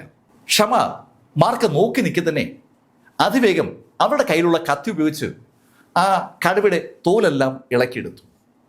അതുപോലെ തന്നെ അവൾ ആ ഇറച്ചിയും അരിഞ്ഞെടുക്കുകയാണ്. അതിൽ അവളൊരു ഉസ്താദ് തന്നെയാണ്. അവളുടെ ആ രീതികളൊക്കെ വല്ലാത്തൊരു കൗതുകത്തോടെയാണ് മാർക്ക് കണ്ടത്. അവൾ ആ കാര്യങ്ങളൊക്കെ ചെയ്ത് പൂർത്തീകരിച്ച് സാധനങ്ങളൊക്കെ അടുക്കിച്ചിട്ടായി കെട്ടിയതും മാർക്ക് അവളോട് ചോദിച്ചു, അല്ല, ക്ഷമയുടെ വീട് എവിടെയാണ്? ബിഗ് ബ്രദർ, എൻ്റെ വീട് അങ്ങ് ദൂരെയുള്ള ആ മലയുടെ അപ്പുറത്താണ്. അത് ഒരുപാട് ദൂരത്തല്ലേ? ഞാൻ വീട്ടിൽ നിന്ന് ഇറങ്ങിയിട്ട് കുറേ ദിവസങ്ങളായി. ഇനി ഇത് കുറേശ്ശെ ഞാൻ ദൂരോട്ട് കൊണ്ടുവയ്ക്കും. അത് വലിയ ബുദ്ധിമുട്ടല്ലേ? ഒരു കാര്യം ചെയ്യ്, ഞാൻ നിന്നെ അവിടെ വേഗം എത്തിക്കാം. അങ്ങനെ പറഞ്ഞിട്ട് മാർക്ക് ഫെല്ലർ നിലവറയിൽ നിന്ന് ആ കപ്പല് പുറത്തെടുത്തു. ശരിക്കൊരു വാർഷിപ്പ് ആ പെൺകുട്ടി ആദ്യമായിട്ടാണ് കാണുന്നത്. ആ വാർഷിപ്പിലേക്ക് ആ പെൺകുട്ടിയും ആ കടുവയുടെ തോലും അതുപോലെ ഇറച്ചി ഉൾപ്പെടെ എല്ലാ സാധനങ്ങളും കയറ്റി വെച്ചതും ആ വാർഷിപ്പ് പതുക്കെ ചലിച്ചു തുടങ്ങി. ഇപ്പോൾ ആ കുട്ടിയുടെ കണ്ണിങ്ങനെ തള്ളി പുറത്തേക്ക് വരികയാണ്. അന്തരീക്ഷത്തിലൂടെ ഒഴുകുന്ന വാഹനത്തിൽ യാത്ര ചെയ്യാൻ കഴിയുമെന്നുള്ള കാര്യം അവൾ സ്വപ്നത്തിൽ പോലും കണ്ടിരുന്നില്ല. ആകാശത്തിലൂടെ സ്പേസ് ഷിപ്പുകൾ പാഞ്ഞു പോകുന്നത് അവൾ കണ്ടിട്ടുണ്ട്. അതൊക്കെ അവളെ പോലുള്ള ആളുകൾക്ക് അന്യമാണെന്ന് അവൾക്ക് നന്നായിട്ട് അറിയാമായിരുന്നു. പക്ഷെ ഇപ്പോൾ ഇതാ അവൾ ആദ്യമായിട്ട് ഒരു സ്പേസ് ഷിപ്പിനകത്ത് കയറിയിരിക്കുകയാണ്.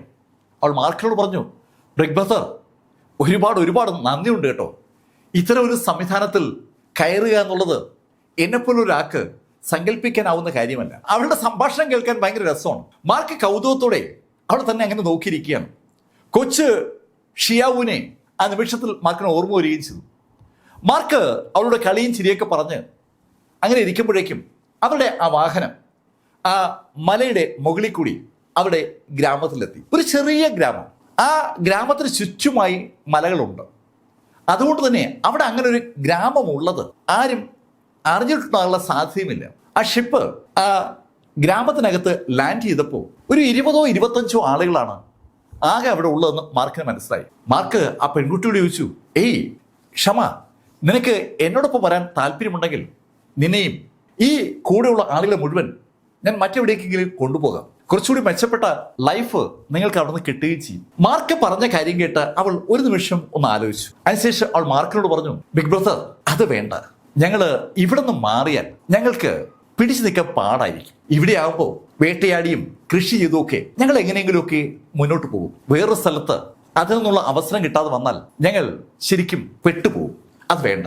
ബിഗ് ബ്രദർ എന്നോട് കാണിച്ച ഈ സഹാനുഭൂതിക്കും താല്പര്യത്തിനും പ്രത്യേകം നന്ദിയുണ്ട്. എന്തായാലും അവളുടെ ആ ദൃഢനിശ്ചയം മാർക്കിന് ഇഷ്ടപ്പെട്ടു. ഒരു കൊച്ചു പെൺകുട്ടിയാണ്. ഒരു 14-15 വയസ്സ് മാത്രം പ്രായമുള്ള ആ പെൺകുട്ടി അവിടുത്തെ പല ജോലികളും ഏറ്റെടുത്ത് സ്വയം ചെയ്യുകയാണ്. മാർക്ക് അവളുടെ തലയിലൊന്ന് തലോടിയിട്ട് അവൾക്ക് ഒരു ബോട്ടിൽ പിൽസ് കൊടുത്തു. ക്ഷമ, നീ എല്ലാ ദിവസവും ഇതിൽ നിന്ന് ഒരു ഗുളിക വീതം കഴിക്കണം. അങ്ങനെ പറഞ്ഞ മാർക്ക് അവൾക്ക് ഒരു കവറും കൊടുത്തു. ശരിക്കും അവളുടെ ബോഡി പ്രൊട്ടക്ട് ചെയ്യാൻ കഴിയുന്ന ഒരു ആർമർ. നീ കാട്ടിലേക്ക് പോകുമ്പോൾ ഇത് ഉറപ്പായും ധരിച്ചിരിക്കണം. അതിനുശേഷം മാർക്ക് അവൾക്ക് ഒരു ടോക്കൺ കൊടുത്തു. ആ ടോക്കൺ മാർക്ക് തന്നെ അവളുടെ ഡ്രസ്സിൽ പതിപ്പിക്കുകയും ചെയ്തു. ഇത് നീ ഇളക്കരുത്. നിനക്ക് പിടിച്ചു നിൽക്കാൻ പറ്റാത്തൊരു സാഹചര്യം ഉണ്ടായാൽ നീ ഈ ടോക്കണിൽ ഒന്ന് അമർത്തിയാൽ മതി.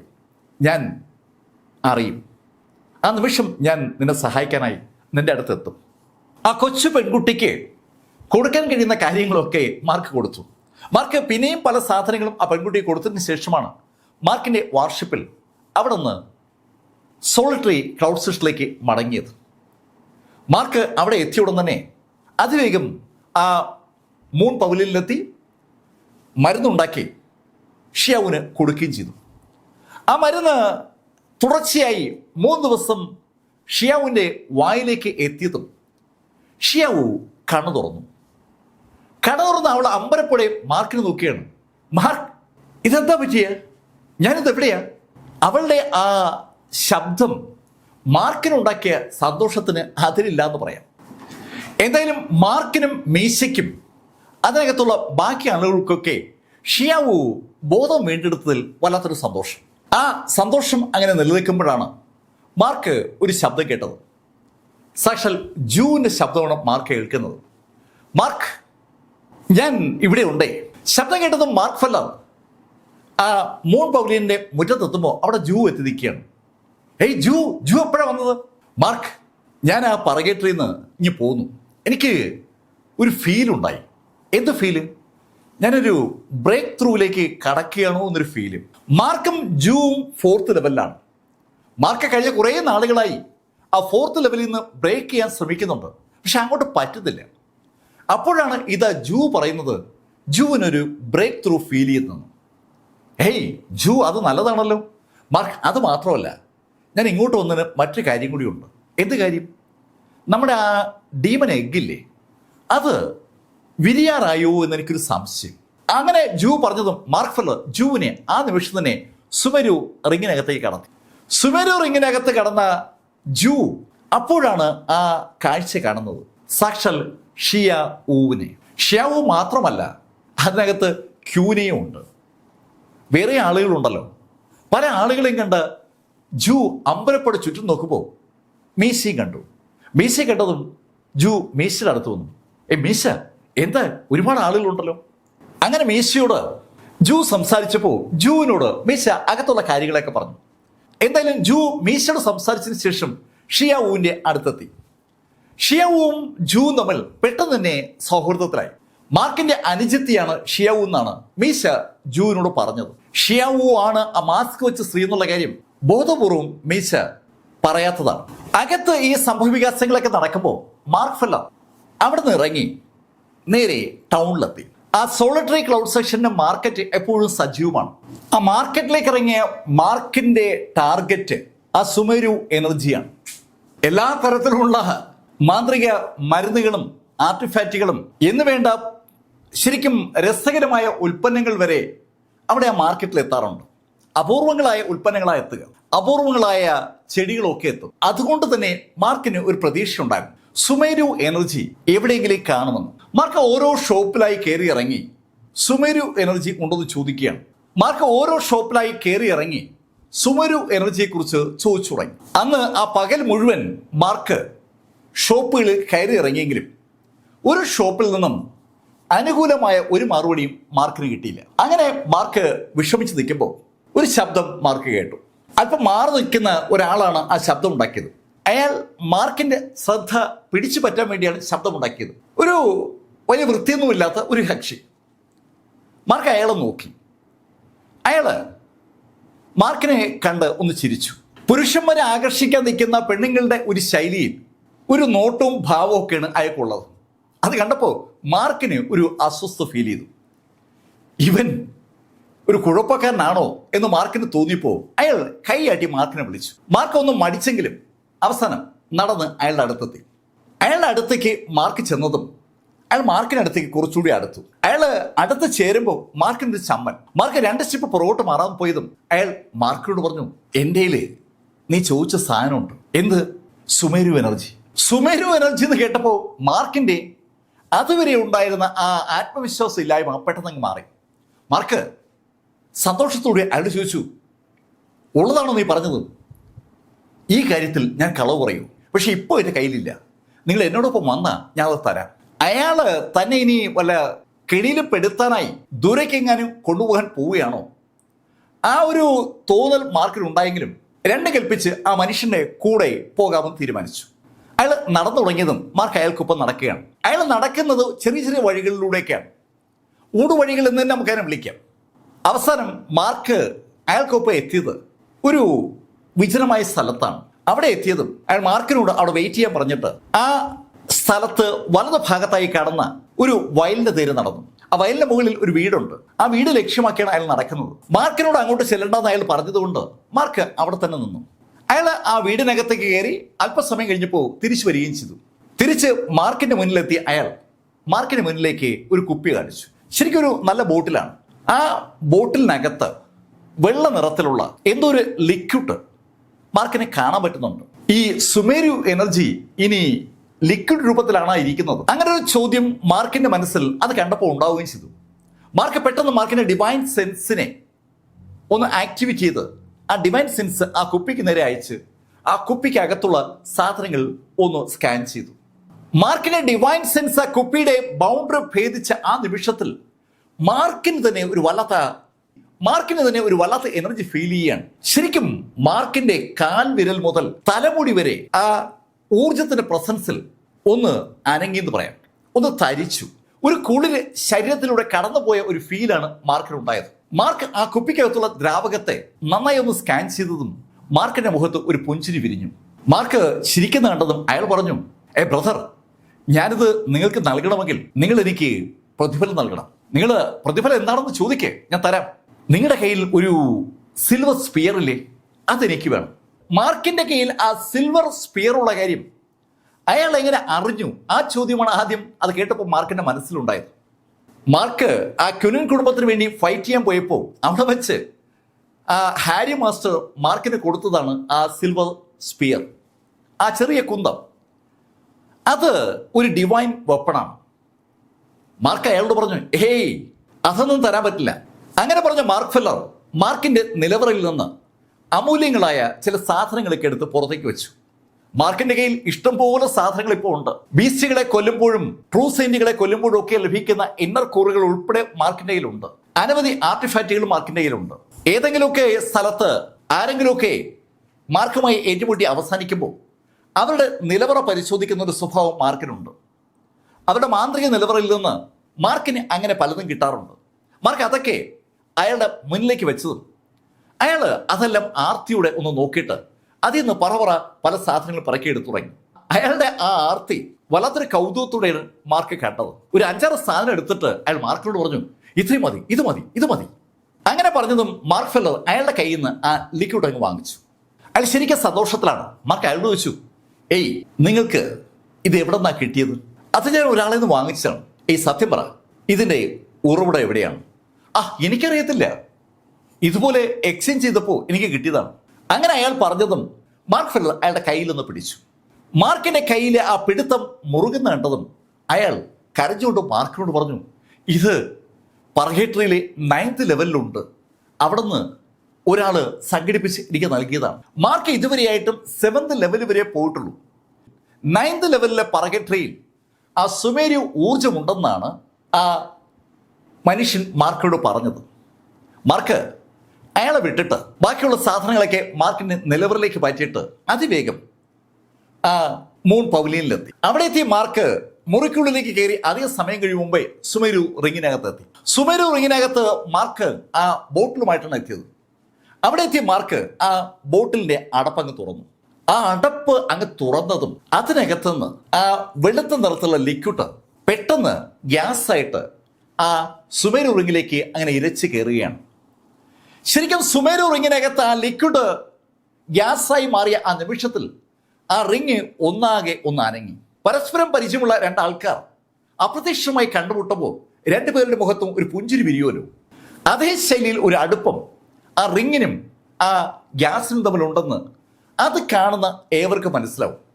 മാസ്റ്റർ ഹാരി സന്തോഷത്തോടെ ഓടി വന്ന് മാർക്കിനോട് പറഞ്ഞു, മാർക്ക്, ഇതാണ് സുമേരു എനർജി, ഇതാണ് സുമേരു എനർജി. അയാൾ അങ്ങനെ പറയുമ്പോഴേക്കും ആ എനർജി ആ റിങ് മുഴുവൻ വ്യാപിക്കുകയാണ്. റിങ്ങിന്റെ ഭിത്തികളിൽ ആ വാതകം തട്ടിയ ആ നിമിഷത്തിൽ ആ ഭിത്തികളൊക്കെ പതുക്കെ ചലിച്ചു തുടങ്ങിയാണ്. ചലിക്കുക എന്ന് പറഞ്ഞാൽ കണ്ണഞ്ചിപ്പിക്കുന്ന ശൈലിയുള്ള ഒരു ചലനം. ആ ഭിത്തികൾ പെട്ടെന്നങ്ങ് വലുതായി തുടങ്ങി. അമ്പരപ്പിക്കുന്ന വേഗതയിൽ ആ റിങ് അങ്ങ് വലുതാവുകയാണ്.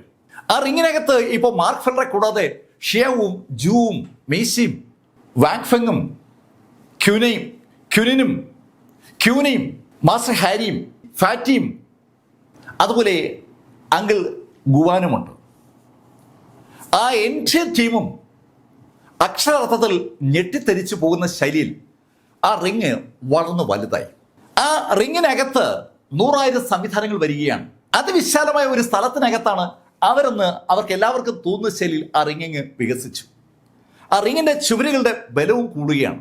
ആ റിങ് നിർമ്മിച്ചിരിക്കുന്നത് ആരാണെങ്കിലും അമാനുഷിക ശേഷി അയക്കുണ്ടെന്ന് വ്യക്തമാണ്. മാസ്റ്റർ ഹാരി ഉറക്കെ പറഞ്ഞു, ഇതിന്റെ സൃഷ്ടാവ് ശരിക്കും നമ്മളെ അതിശയിപ്പിച്ചിരിക്കുകയാണ്. അമ്പരപ്പിക്കുന്ന ശക്തിയാണല്ലോ ഈ റിങ്ങിനുള്ളത്. മാർക്കിനും കൂടെയുള്ള ആൾക്കാർക്കും മാത്രമല്ല, വേണമെങ്കിൽ 200-500 ആളുകൾക്ക് അതിനകത്ത് സുഖമായി കഴിയാം. അത്രയും വലിപ്പം ഇപ്പോൾ ആ റിങ്ങിനകത്തുണ്ട്. ഫാറ്റിക്കും ഷാരുവിനും ഒക്കെ ഭയങ്കര സന്തോഷം. ഷാരുവും ഫാറ്റിയും അതിനകത്ത് ഓടിക്കളിക്കുകയാണ്. അവർ ഓടിക്കളിക്കുമ്പോഴും ഒരു കാര്യം അവർ ശ്രദ്ധിക്കുന്നുണ്ട്, ജൂവിൻ്റെ ആ ധ്യാനത്തിൽ ഒരു തരത്തിലുള്ള ഇടപെടലുകൾ നടത്താതിരിക്കാൻ. അതുപോലെ തന്നെയാണ് മീശയും അവർ ശല്യം ചെയ്യുന്നില്ല. മീശ ഇപ്പോഴും ആ മാസ്ക് വെച്ച സ്ത്രീയുടെ ആ ശവക്കല്ലറ പരിശോധിച്ചുകൊണ്ടിരിക്കുകയാണ്. ആ ശവക്കല്ലറ പരിശോധിച്ചുകൊണ്ടിരിക്കുന്ന മീശയ്ക്ക് പെട്ടെന്നാണ് അതിനകത്ത് ആ ഊർജം മുഴുവൻ നിറഞ്ഞപ്പോൾ ഒരു വല്ലാത്ത ഉന്മേഷം തോന്നിയത്. ആ ഉന്മേഷം മീശയ്ക്ക് തോന്നിയതും മീശ മാർക്കിനെ അത്ഭുതപ്പെടുത്തിക്കൊണ്ട് ചമ്രം അണിഞ്ഞിരുന്ന് പതുക്കെ ആ ഊർജം വലിച്ചെടുത്തു തുടങ്ങിയാണ്. അയാളുടേതായ കൾട്ടിവേഷനിലേക്ക് കടക്കുകയാണ്. അത് കണ്ട് ഷിയാവും മറ്റൊരു സ്ഥലത്ത് ചമ്രം അണിഞ്ഞിരുന്നു തുടങ്ങി. അവർ മാത്രമല്ല, ഷാരുവും ഫാറ്റിയും ഉൾപ്പെടെ എല്ലാവരും പതുക്കെ അവരുടെ കൾട്ടിവേഷനിലേക്ക് കടന്നു. അങ്കിൾ ഗുവാന് പോലും വലിയൊരു സന്തോഷം. അങ്കിൾ ഗുവാനും കൾട്ടിവേഷൻ ആരംഭിച്ചു. അങ്കിൾ ഗുവാന് ഒരുപാട് പ്രായമുണ്ട്.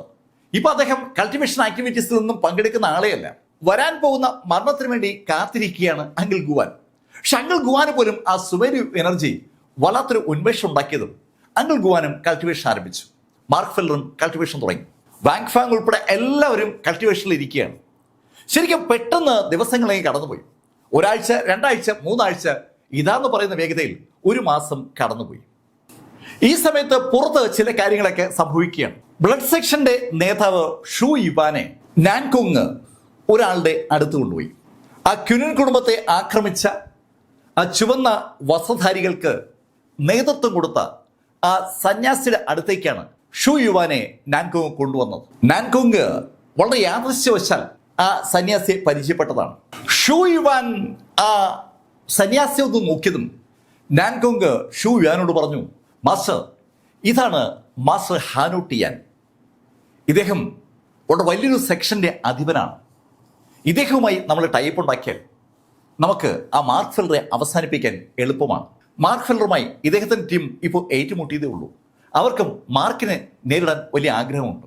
ഷൂ യുവാന് അത് കേട്ടപ്പോൾ സന്തോഷമായി. ഷൂ യുവാൻ സന്തോഷത്തോടെ ആ സന്യാസിയെ ഒന്ന് നോക്കി പുഞ്ചിരിച്ചതും തികച്ചും അപ്രതീക്ഷിതമായി ഒരു കാര്യം സംഭവിച്ചു. ആ സന്യാസി ഹാനോ ടിയാൻ അയാളുടെ ഇടത് കൈ ഒന്ന് ചലിപ്പിക്കുന്നത്, അയാളുടെ ഇടത് കൈ ഒന്ന് ചലിച്ചതും ഒരു പ്രകാശം ഷൂ യുവാന്റെ തലയിലേക്ക് അങ്ങ് ഇടിച്ചു കയറി. അടുത്ത നിമിഷത്തിൽ അയാളുടെ ആ ഡിവൈൻ സെൻസിനെ ആ സന്യാസി വലിച്ചങ്ങ് പുറത്തെടുക്കുകയാണ്. പുറത്തെടുത്ത ആ സോളിനെ അയാൾ വേഗം അങ്ങ് വിഴുങ്ങുകയും ചെയ്തു. ആത്മാവ് നഷ്ടപ്പെട്ടതും ആ ബോഡി താഴേക്കങ്ങ് വീണു. തന്റെ തൊട്ടു മുമ്പിൽ സംഭവിച്ച ആ കാര്യം കണ്ട് നാൻകോങ് ആകെ ഞെട്ടിത്തരിച്ചു നിൽക്കുകയാണ്. എത്രയോ കാലങ്ങളായി ബ്ലഡ് സെക്ഷന്റെ ഷൂ യുവാനെ നാൻകോങ്ങിന് അറിയാം. പക്ഷെ നാൻകോങ്ങിന്റെ കൺ മുന്നിൽ വെച്ചാണ് ഷൂ യുവാൻ മൃഗീയമായി കൊല്ലപ്പെട്ടത്. അയാൾ അമ്പരപ്പോടെ ആ സന്യാസി നോക്കിയതും അയാൾ നാൻകോങ്ങിനോട് പറഞ്ഞു, ഹേയ് നാൻകോങ്, നീ പേടിക്കണ്ട, നീ എനിക്കൊപ്പം കൂടിക്കൂ, നമുക്ക് 2 പേർക്കും കൂടി ഇവിടെ ഒരു കളി കളിക്കാം. അതിശക്തനായ ഒരു ആളെ തനിക്കിതാ ഗുരുവായി കിട്ടിയിരിക്കുന്നു. അങ്ങനെ ഒരു തോന്നലാണ് ആ നിമിഷത്തിൽ നാൻകോങ്ങിന് ഉണ്ടായത്. നാൻകോങ്ങും ആ ഹാൻ ടിയാനും അവരുടെ ടാർഗറ്റ് ഫിക്സ് ചെയ്തിരിക്കുകയാണ്. ആ ടാർഗറ്റ് സ്വാഭാവികമായിട്ടും മാർക്ക് ഫെല്ലറാണ്. മാർക്ക് ഈ കഥയൊന്നും അറിയുന്നില്ല. ഏകദേശം 1 മാസമായപ്പോൾ മാർക്ക് കണ്ണു തുറന്നു. ആ സമയത്ത് എല്ലാ ആളുകളും ഉന്മേഷത്തിലാണ്. മാർക്ക് കണ്ണു തുറക്കാൻ വേണ്ടി കാത്തു നിൽക്കുകയാണ് സാക്ഷാൽ ക്യൂന. ക്യൂന മാർക്കിനോട് പറഞ്ഞു, ബ്രദർ മാർക്ക്, എനിക്ക് ഇവിടെ നിന്ന് പുറത്തു പോകണം. ഏയ് ക്യൂന, നീ പുറത്തു പോയാൽ എങ്ങനെ ശരിയാവും? ബ്രദർ, എനിക്ക് 3rd ലെവൽ പർഗേറ്ററിയിലേക്ക് പോയാൽ കൊള്ളാമെന്നുണ്ട്. അവിടെ പോയി ആ ബീസ്റ്റുകളുമായി എതിരിട്ടാൽ എനിക്കെൻ്റെ ലെവല് ഉയർത്താൻ പറ്റും. ഞാനിപ്പോ ട്രൂ സെയിന്റായി ബ്രേക്ക് ചെയ്തിരിക്കുകയാണ്. മാർക്ക് ഫെല്ലർ ആ പെൺകുട്ടിയെ കാണുന്ന സമയത്ത് അവളൊരു സെമി സെയിന്റിന്റെ തൊട്ട് താഴെയാണ്. ഇപ്പൊ അവള് ട്രൂ സെയിന്റ് ആയിരിക്കുകയാണ്. ട്രൂ സെയിന്റ് ആയ സ്ഥിതിക്ക് ഇനി മുകളിലേക്ക് കടക്കേണ്ടതുണ്ട്. അതിന് ആ റിങ്ങിനകത്തുള്ള കൾട്ടിവേഷൻ മാത്രം പോരാ, റിയൽ ഫൈറ്റ് വേണം. റിയൽ ഫൈറ്റിലൂടെ മാത്രമേ ഒരാളുടെ എബിലിറ്റി വളരത്തുള്ളൂ. ക്യൂന പറയുന്ന കാര്യം മാർക്കിന് മനസ്സിലാവുന്നുണ്ട്. മാർക്ക് ക്യൂനെ ഒന്ന് നോക്കിയിട്ട് കൈയൊന്ന് അനക്കിയതും മാർക്കിന്റെ കയ്യിൽ ആ സിൽവർ നിറത്തിലുള്ള ആ കുന്തം പ്രത്യക്ഷപ്പെട്ടു. മാർക്ക് ആ കുന്തം ക്യൂനെ കാണിച്ചിട്ട് അവളോട് പറഞ്ഞു, ക്യൂന, ഇത് നീ എപ്പോഴും കൈ വെച്ചേക്കണം. ഹേയ് ബ്രദർ, അത് വേണ്ട. എൻ്റെ അച്ഛൻ ആവശ്യപ്പെട്ട അനുസരിച്ചാണ് മാസ്റ്റർ ആ സ്പിയർ അങ്ങേക്ക് നൽകിയത്. ബ്രദർ, ഒരു കാരണവശാലും ഞാൻ അത് തിരിച്ചു വാങ്ങത്തില്ല. ക്യൂന വളരെ വ്യക്തമായിട്ട് തന്നെ അവളുടെ അഭിപ്രായം വ്യക്തമാക്കിയതും മാർക്കിന് ഒരു വിഷമം. മാർക്ക് ഉടൻ തന്നെ മാന്ത്രിക നിലവറയിൽ നിന്ന് ഒരു ആർമർ പുറത്തെടുത്തു. മാർക്ക് ക്യൂനോട് പറഞ്ഞു, ക്യൂന, ഇത് നീ ധരിക്ക്. ഏയ് ബ്രദർ, ഇതൊന്നും വേണ്ട. ഇതൊക്കെ ഇടുമ്പോൾ ഞാനല്ലാതായി മാറിപ്പോവും. ഇത് ഇട്ടാൽ ഞാൻ പ്രൊട്ടക്റ്റഡ് ആണെന്ന് തോന്നുമ്പോൾ എൻ്റെ കഴിവ് വളരത്തില്ല. ഞാൻ പ്രൊട്ടക്റ്റഡ് അല്ല എന്ന് എനിക്കൊരു തോന്നലുണ്ടെങ്കിലേ ജീവൻ മരണ പോരാട്ടം എനിക്ക് നടത്താൻ പറ്റും. കൊല്ലപ്പെടാതിരിക്കാൻ വേണ്ടി ഞാൻ എൻ്റെ എല്ലാ കഴിവുകളും പുറത്തെടുക്കുമല്ലോ. അങ്ങനെ മാത്രമേ എനിക്ക് വളരാൻ പറ്റൂ. അവളും അവളുടെ സഹോദരനും അങ്കിളും ഒക്കെ അവിടെ ആ ബഹിരാകാശത്തൂടി അങ്ങനെ സഞ്ചരിക്കുന്ന സമയത്ത് ഇഷ്ടംപോലെ എതിരാളികൾ അവരെ നേരിട്ടിട്ടുണ്ട്. ആ യുദ്ധങ്ങളിൽ നിന്നൊക്കെ അവർ രക്ഷപ്പെട്ടത് ജീവൻ മരണ പോരാട്ടം നടത്തി തന്നെയാണ്.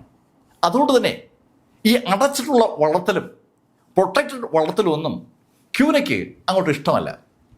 അവൾ അത് പറഞ്ഞതും വാങ് ഫെങ് മാർക്കിനോട് പറഞ്ഞു, ബ്രദർ, ഞാനും ക്യൂനയ്ക്കൊപ്പം ആ 3rd ലെവൽ പർഗേറ്ററിയിലേക്ക് പോയാലെന്തെന്ന് ആലോചിക്കുകയാണ്. അത് പറഞ്ഞപ്പോൾ ക്യൂനയുടെ മുഖത്ത് ഒരു നാണം. അതേ നാണം ഈ വാങ് ഫെങ്ങിന്റെ മുഖത്തുണ്ട്. മാർക്ക് വാങ് ഫെങ് അങ്ങനെ ചോദിച്ചപ്പോൾ സന്തോഷത്തോടെ വാങ് ഫെങ്ങിനോട് പറഞ്ഞു, അതെന്തായാലും നന്നായി. ക്യൂന, നീ റെഡിയാകും. ക്യൂന പുറത്തേക്ക് പോകാൻ വേണ്ടി റെഡിയാകാൻ തുടങ്ങിയതും വാങ് ഫെങ്ങിനെ മാറ്റി നിർത്തി മാർക്ക് ഫെല്ലർ ആ മാന്ത്രിക സ്പിയറും ആ ഡ്രസ്സും മറ്റ് അനവധി ആയുധങ്ങളും വാങ് ഫെങ്ങിന് ക്യൂനെ കാണാതെ കൈമാറി. എന്തെങ്കിലും പ്രശ്നമുണ്ടായാൽ മാർക്കിനെ കോണ്ടാക്ട് ചെയ്യാൻ വേണ്ടി മാർക്ക് ഒരു ടോക്കൺ കൂടി ഉണ്ടാക്കി വാങ് ഫെങ്ങിന് കൊടുക്കുകയും ചെയ്തു. അതൊന്നും തന്നെ ക്യൂന് അറിഞ്ഞതുമില്ല. ശരിക്കും ക്യൂന പോലും അറിയാതെ വാങ് ഫെങ്ങിന്റെ രൂപത്തിൽ മാർക്ക് ഫെല്ലർ ഒരു പ്രൊട്ടക്ഷൻ ഒരുക്കിയതാണ്. മാർക്ക് എങ്ങനെ ക്യൂനെ പ്രൊട്ടക്ട് ചെയ്യണമെന്ന് ആലോചിക്കുമ്പോഴാണ് യഥാർത്ഥത്തിൽ വാങ് ഫെങ് അവർക്കൊപ്പം പോകാൻ തീരുമാനിച്ചത്. അവർ രണ്ടുപേരും റെഡിയായതും സുമേരു റിങ്ങിൽ നിന്ന് മാർക്ക് അവർ രണ്ടുപേരെയും പുറത്തേക്ക് വിട്ടു. മാർക്കിന്റെ മനസ്സിന്റെ നിയന്ത്രണത്തിലാണ് യഥാർത്ഥത്തിൽ സുമേരു റിങ്. ആരകത്തേക്ക് കയറണമെന്നും പുറത്തേക്ക് പോകണമെന്നും മാർക്ക് തീരുമാനിക്കുന്നത്. അകത്തേക്ക് എന്തെങ്കിലും സാധനം കയറണമെങ്കിലും ഇറങ്ങണമെങ്കിലും മാർക്കിന്റെ അനുവാദം വേണം. മാർക്ക് അവർക്ക് അനുവാദം കൊടുത്തത് കൊണ്ടാണ് അവർക്ക് പുറത്തേക്ക് പോകാൻ പറ്റിയത്. അവർ രണ്ടുപേരും പുറത്തേക്ക് പോയി കഴിഞ്ഞതും മാർക്ക് ഫെല്ലർ സുമേരു റിങ്ങിൽ നിന്ന് പുറത്തിറങ്ങി മാർക്കിന്റെ മുറിയുടെ പുറത്തെത്തി. മാർക്ക് ആ മൂൺ പവലിയനിലൂടെ അങ്ങനെ നടക്കുമ്പോഴാണ് വീണ്ടും മാർക്ക് ജീനയെ കണ്ടത്. ജീന യഥാർത്ഥത്തിൽ ആ പവലിയൻ മാസ്റ്റർ കൂടിയാണ്. ആ പവലിയൻ നോക്കി നടത്തുന്നത് ജീനയാണ്. മാർക്കിനെ കണ്ടപ്പോൾ അവരുടെ മുഖത്ത് വല്ലാത്തൊരു ചിരി. ഏയ് മാർക്ക്, നീ ശരിക്കും മാറിയിട്ടുണ്ടല്ലോ, ഒരുപാട് ശക്തനായിരിക്കുകയാണല്ലോ. ഏയ് ജീന, കളിയാക്കാതെ. ഞാൻ ജീനയെ നോക്കി ഇറങ്ങിയതാണ്. മാർക്ക്, എനിക്കത് മനസ്സിലായി. എന്റെ കയ്യിൽ നിന്ന് എന്തെങ്കിലും ഇൻഫർമേഷൻ ആണ് മാർക്ക് പ്രതീക്ഷിക്കുന്നതെങ്കിൽ ഉറപ്പായും എനിക്ക് അതിന്റെ പ്രതിഫലം നൽകണം. ഏയ് ജീന, ഈ ഡയലോഗ് പറയുന്നതിന് പകരം നിനക്ക് കൊള്ളയടിക്കാൻ അങ്ങനെ പൊയ്ക്കൂടെ? മാർക്ക്, ഏത് കാര്യം നടക്കണമെങ്കിലും പ്രതിഫലം കൊടുക്കുന്നതാണ് നല്ലത്. എന്തായാലും ജീനയോട് തർക്കിച്ചിട്ട് കാര്യമില്ല എന്ന് മനസ്സിലാക്കിയ മാർക്ക് അവള് ചോദിച്ച പ്രതിഫലം കൊടുക്കാന്ന് സമ്മതിച്ചു. മാർക്ക്, നിനക്ക് എന്താ അറിയേണ്ടത്? നീ ചോദിച്ചു. ജീന, ഈ 9th ലെവൽ പർഗേറ്ററിയിൽ സുമേരു എനർജി ഉണ്ടെന്ന് ഞാൻ കേട്ടായിരുന്നു. ആ 9th ലെവൽ പർഗേറ്ററിയെ കുറിച്ച് ജീനയ്ക്ക് എന്തെങ്കിലും അറിയാവോ? മാർക്ക്, എനിക്കും മറ്റുള്ളവർ പറഞ്ഞു കേട്ട അറിവ് മാത്രമേ ഉള്ളൂ. അവിടെ നേരിട്ട് പോയിട്ടുള്ള ആരും എന്നോട് ഇതുവരെയും ഒന്നും പറഞ്ഞിട്ടില്ല. എന്തായാലും ഞാൻ കേട്ടതും ഞാൻ പഠിച്ചതുമായ കാര്യം മാർക്കിനോട് പറയാം. മാർക്ക്, 9th ലെവൽ പർഗേറ്ററിയിൽ ആ സുമേരു എനർജി ഉണ്ടെന്ന് പറഞ്ഞത് സത്യമാണ്. സുമേരു എനർജി ആ 9th പർഗേറ്ററിയിൽ ഉണ്ടെന്ന് ജീന പറഞ്ഞതും മാർക്ക് ജീനയോട് ചോദിച്ചു, ജീന, എനിക്ക് ഹോളി റീജിയനിലേക്ക് പോകണമെന്നുണ്ട്. എങ്ങനെ എനിക്ക് പോകാൻ പറ്റും? മാർക്ക്, നിന്നോട് ഇതിനുള്ള ഉത്തരം ഞാൻ നേരത്തെ പറഞ്ഞിട്ടുണ്ട്. ഹോളി റീജിയനിലേക്ക് പോകാൻ സ്പിരിറ്റ് എസൻസ് കൂടിയേ തീരും. പക്ഷേ ഹോളി റീജിയനിൽ നിന്ന് ഇവിടേക്ക് വരാൻ എടുക്കുന്ന സ്പിരിറ്റ് എസൻസ് പോരാ ഇവിടുന്ന് തിരിച്ചു പോകാൻ. നമുക്ക് അതിനെ വേണമെങ്കിൽ ഇങ്ങനെ പറയാം, മുകളിൽ നിന്ന് താഴോട്ട് ഇറങ്ങി വരാൻ വളരെ എളുപ്പമാണ്, താഴെ നിന്ന് മുകളിലേക്ക് കയറാൻ വളരെ പാടാണ്. ഒരുപാട് എനർജി വേണ്ടി വരും. നമ്മുടെ ഈ രണ്ട് സ്ഥലങ്ങളും ആ ശൈലിയില സ്ഥിതി ചെയ്യുന്നത്. ഇവിടുന്ന് മുകളിലേക്കുള്ള ആ കയറ്റം, അതിന് ഒരുപാട് ഊർജ്ജം വേണം. അത്രയും സ്പിരിറ്റ് എസൻസ് ഒന്നും ഇവിടെ ഒരിടത്തും ഉണ്ടാകില്ല. പിന്നീട് നിനക്ക് ആശ്രയിക്കാൻ കഴിയുന്നത് വാർഷിപ്പുകളാണ്. പക്ഷെ അതിലേക്ക് പോയാൽ ഹോളി റീജിയനിൽ എത്താൻ കാലം ഒരുപാട് എടുക്കും. ഈ ജീന, വേറെ ഒരു മാർഗവുമില്ലേ? മാർക്ക്, ട്രിബുലേഷൻ ട്രാൻസെൻഡിങ് സ്റ്റേജിൽ നീ എത്തിക്കഴിഞ്ഞാൽ പിന്നെ ഇതൊന്നും ഒരു വിഷയമേ അല്ല. നിനക്ക് തന്നെ ശൂന്യതയിലൂടെ വളരെ അനായാസമായിട്ട് യാത്ര ചെയ്യാൻ പറ്റും. നിന്റെ വേഗത ഓട്ടോമാറ്റിക്കായിട്ട് കൂടുകയും ചെയ്യും. ട്രിബുലേഷൻ ട്രാൻസെൻഡിങ് സ്റ്റേജ് എന്നൊക്കെ പറയുന്നത് അങ്ങ് വിദൂരതയിലുള്ള ഒരു കാര്യമാണ്. മാർക്ക് ഇവിടെ 4th ലെവൽ ട്രൂ സെയിന്റ് നിൽക്കുന്നതേ ഉള്ളൂ. ഇനി എത്രയോ ലെവലുകൾ കഴിഞ്ഞാലാണ് ആ ട്രൂ സെയിന്റ് സിസ്റ്റം തന്നെ അവസാനിക്കുക. അത് കഴിഞ്ഞിട്ടാണ് ട്രിബുലേഷൻ ട്രാൻസെൻഡിങ്. അതിനെക്കുറിച്ച് ഇപ്പോൾ ആലോചിക്കുന്നത് തെറ്റാണെന്ന് മാർക്കിനറിയാം. മാർക്ക് വിഷമിച്ച് നിൽക്കുന്നുണ്ടെന്നും ജീന മാർക്കിനോട് പറഞ്ഞു. മാർക്ക്, മറ്റൊരു മാർഗമുണ്ട്. ഏയ് ജീന, എന്താ അത്?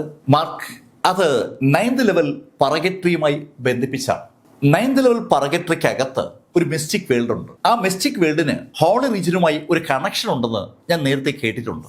മാർക്കിനെ സംബന്ധിച്ചിടത്തോളം ശരിക്കും ആശ്വാസകരമായ ഒരു അറിവാണ് കിട്ടിയിരിക്കുന്നത്. ഹോളി റീജിയനെയും പർഗേറ്ററിയും തമ്മിൽ കണക്ട് ചെയ്യുന്ന ഒരു മിസ്റ്റിക് വേൾഡ്. ആ മിസ്റ്റിക് വേൾഡിന്റെ അകത്തേക്ക് മാർക്ക് കയറിയാൽ മാർക്കിന് അനായാസമായി ഹോളി റീജിയനിൽ എത്താൻ പറ്റും. അത് കേട്ടപ്പോൾ തന്നെ മാർക്കിന്റെ മുഖത്ത് സന്തോഷം അങ്ങനെ പൊട്ടിവിടുകയാണ്. അത് കണ്ടതും ജീന മാർക്കിനോട് പറഞ്ഞു, മാർക്ക്, പിന്നെ 9th ലെവൽ പർഗേറ്ററി സാധാരണഗതിയിൽ ആരും പോകാത്തൊരു സ്ഥലമാണ്. അവിടെ നമ്മളെപ്പോലുള്ള മനുഷ്യർക്ക് പിടിച്ചു നിൽക്കാൻ കഴിയില്ല എന്നാണ് ഞാൻ അറിഞ്ഞ കാര്യം. അതിശക്തരായ ട്രാൻസെൻഡിങ് സ്റ്റേജിലെ യോദ്ധാക്കൾക്ക് 9th ലെവൽ പർഗേറ്ററി ഒരു വിഷയമല്ല. പക്ഷേ മാർക്കിനെ പോലുള്ള ട്രൂ സെയിന്റുകൾക്ക് അതൊരു വിഷയം തന്നെയാകും. അവൾ അറിഞ്ഞ കാര്യങ്ങൾ അവൾ അതുപോലെ തന്നെ മാർക്കുമായി പങ്കുവച്ചു. മാർക്ക് ജീനയോട് യാത്ര പറഞ്ഞിട്ട് വെറുതെ ടൗണിലോട്ട് ഇറങ്ങി. ആ മാർക്കറ്റ് എപ്പോഴും സജീവമാണ്. ആളുകൾ വരികയും പോവുകയും ചെയ്യുന്ന അവിടെ പുതിയ പുതിയ ആയുധങ്ങളും പുതിയ പുതിയ ആർട്ടിഫാക്റ്റുകളും പുതിയ പുതിയ മരുന്നുകളും ഒക്കെ വന്നുകൊണ്ടേയിരിക്കും. ആ മാർക്കറ്റ് അങ്ങനെ സജീവമായി നിൽക്കാനുള്ള കാരണം തന്നെ ആ ബ്ലാക്ക് പ്ലാറ്റ്ഫോമിൻ്റെ പ്രത്യേകത കൊണ്ടാണ്. അതൊരു കണക്ഷൻ പ്ലാറ്റ്ഫോം ആയതുകൊണ്ട് എല്ലാ കോണ്ടിനെന്റുകളിൽ നിന്നും ആളുകൾ അവിടെ എത്തും. മാർക്ക് അവരുടെ ആ തിരക്കിലൂടെയൊക്കെ അങ്ങനെ കറങ്ങി നടക്കുകയാണ്. ഇപ്പോൾ മാർക്കിനെ എല്ലാവർക്കും അറിയാം. അതുകൊണ്ട് തന്നെ മാർക്കിനെ കാണുമ്പോൾ ആളുകൾ പരിചയഭാവത്തിൽ ചിരിക്കുകയും സംഭാഷണങ്ങളൊക്കെ നടത്തുകയും ചെയ്യും. അന്ന് ഒത്തിരി വൈകിയാണ് മാർക്ക് ഫെല്ലർ പവലിയനിൽ മടങ്ങിയെത്തിയത്. പവലിയനിൽ മടങ്ങിയെത്തുമ്പോഴേക്കും മാർക്കിൻ്റെ മനസ്സിൽ ഒരു തീരുമാനം രൂപപ്പെട്ടു കഴിഞ്ഞു. മാർക്ക് ആ സുമേരു റിങ്ങിനകത്ത് എത്തിയപ്പോൾ അവിടെയുള്ള ആളുകളോടായി പറഞ്ഞു, ഞാൻ 8th ലെവൽ പറകേട്ടറിയിലേക്ക് പോകാമെന്ന് വിചാരിക്കുകയാണ്. പെട്ടെന്ന് അത് കേട്ടതും എൽഡർ ഗുവാൻ മാർക്കിനോട് ചോദിച്ചു, മാർക്ക്, നീ എന്തായി പറയുന്നത്? 8th ലെവൽ പറകേട്ടറിയിലേക്ക് പോകാനോ? മാർക്ക്, അത് അപകടകരമാണ്. അവിടെ അതിശക്തരാണ് താമസിക്കുന്നത്. അങ്കിൾ, ഈ അതിശക്തരെ ഞാൻ അതിജീവിച്ചാലേ എനിക്ക് 9th ലെവലിലേക്ക് പോകാൻ പറ്റും. മാർക്ക്, നീ എന്തൊക്കെയായി പറയുന്നത്? 9th ലെവൽ പറകേട്ടറിയിലേക്ക് പോകാനോ? അതെ അങ്കിൾ, 9th ലെവൽ പറകേട്ടറിയിലേക്ക് പോകാൻ തന്നെയാണ് എൻ്റെ തീരുമാനം. അവിടെ ഇഷ്ടംപോലെ സുമേരു എനർജി ഉണ്ട്. നമുക്ക് ആ എനർജി നമ്മുടെ ഈ സുമേരു റിങ്ങിനകത്ത് കൊണ്ടുവരാൻ പറ്റിയാൽ പിന്നീട് നമുക്ക് എനർജിയെക്കുറിച്ച് ആലോചിച്ച് ടെൻഷൻ അടിക്കണ്ട.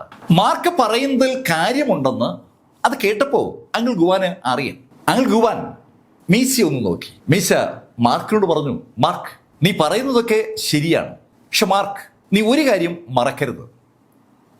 എല്ലാത്തിനും മുകളിൽ നീയാണ് സർവപ്രധാനം. നീ ഉണ്ടെങ്കിലേ ബാക്കി എന്തും ഉള്ളൂ. മീശ ശരിക്കും സത്യസന്ധമായി കാര്യങ്ങളെ വിലയിരുത്തിയാണ് അങ്ങനെ പറഞ്ഞത്. മീശ ആ പറഞ്ഞതിൽ ഒരു സാർവ ലൗകികതയുണ്ട്. ഒരു പ്രപഞ്ച സത്യമാണ് മീശ പറഞ്ഞത്. നമ്മളുണ്ടെങ്കിലേ യഥാർത്ഥത്തിൽ നമ്മളെ സംബന്ധിച്ചിടത്തോളം ഈ പ്രപഞ്ചവും ഉള്ളൂ. നമ്മളില്ലെങ്കിൽ പിന്നെ ഈ പ്രപഞ്ചം ഇല്ല. നമുക്ക് മാർക്ക് ഉണ്ടെങ്കിലേ മാർക്കിനെ സംബന്ധിച്ചിടത്തോളം ബാക്കി എന്തും ഉള്ളൂ. മാർക്കിനെ നഷ്ടപ്പെടുത്തിക്കൊണ്ട് വേറെ എന്ത് നേടിയാലും അതിൽ ഒരു കാര്യവുമില്ലെന്നാണ് മീശ മാർക്കിനോട് പറയുന്നത്. മീശയുടെ ആ സ്നേഹത്തോടുള്ള ഉപദേശം മാർക്കിന് മനസ്സിലാവുകയും ചെയ്തു. മാർക്ക് മീശയോട് പറഞ്ഞു, ഞാൻ എന്തായാലും 8th ലെവലിലേക്ക് പോവുക തന്നെ ചെയ്യും. അങ്ങനെ പറഞ്ഞ മാർക്ക് ഫെല്ലർ അതിവേഗം സുമേരു റിങ്ങിൽ നിന്ന് ഇറങ്ങി പവലിയനിലെ പുറത്തെത്തിയിട്ട് മാർക്കിന്റെ ആ വാർഷിപ്പിലേക്ക് കയറി പറകേറ്റിലേക്ക് തിരിച്ചു. മാർക്ക് പറകേറ്റിലേക്ക് യാത്ര ചെയ്യുമ്പോൾ മാർക്കിന്റെ കയ്യിൽ അണിഞ്ഞിരിക്കുന്ന ആ വള മാർക്കിനൊപ്പം ഉണ്ട്. എന്ന് പറഞ്ഞാൽ മീശയും ഷിയാവും ഷാരുവും ഫാറ്റിയും എല്ലാം പറകേറ്റിലേക്ക് യാത്ര ചെയ്യുന്നു എന്നാണ്. ആ എൻ്റെ ടീമും പറകേറ്റിലെ 6 ലെവലുകളും അതിവേഗം കഴിഞ്ഞു. മാർക്ക് ഫെല്ലർ 7ാമത്തെ ലെവലിലെത്തി. അവിടെ വെച്ചാണ് മാർക്ക് ഷിയാവുവിൻ്റെ ആ മാസ്ക് വെച്ച സ്ത്രീയുമായിട്ടുള്ള ആ ഫൈറ്റിൽ ഏർപ്പെടുന്നത്. അവിടേക്കാണ് ഈവിൽ ടെർമിനേറ്റർ എല്ലാ യോദ്ധാക്കളെയും വിളിച്ചു വരുത്തിയത്. അതേ സ്ഥലത്ത് വെച്ചാണ് 25,000-ൽ പരം ട്രൂ സെയിന്റുകൾ ആ മാസ്ക് വെച്ച സ്ത്രീയുടെ ഗോസ്റ്റ് പാലസിൽ കൊല്ലപ്പെടുന്നു. ആ കഥകളൊക്കെ അവിടെ എത്തിയപ്പോൾ മാർക്കിന്റെ മനസ്സിലേക്ക് പിന്നെയും കടന്നു വരികയാണ്. മാർക്ക് ഫെല്ലർ അവിടേക്ക് എത്തിയതിന് ഒരു പ്രത്യേക കാരണമുണ്ട്. ഈ കഴിഞ്ഞ ദിവസങ്ങളിൽ മാർക്ക് ആ ടൗണിൽ കറങ്ങി നടന്നത് ആരെങ്കിലും കൂട്ടിന് കിട്ടുമോ എന്നറിയാൻ വേണ്ടിയാണ്.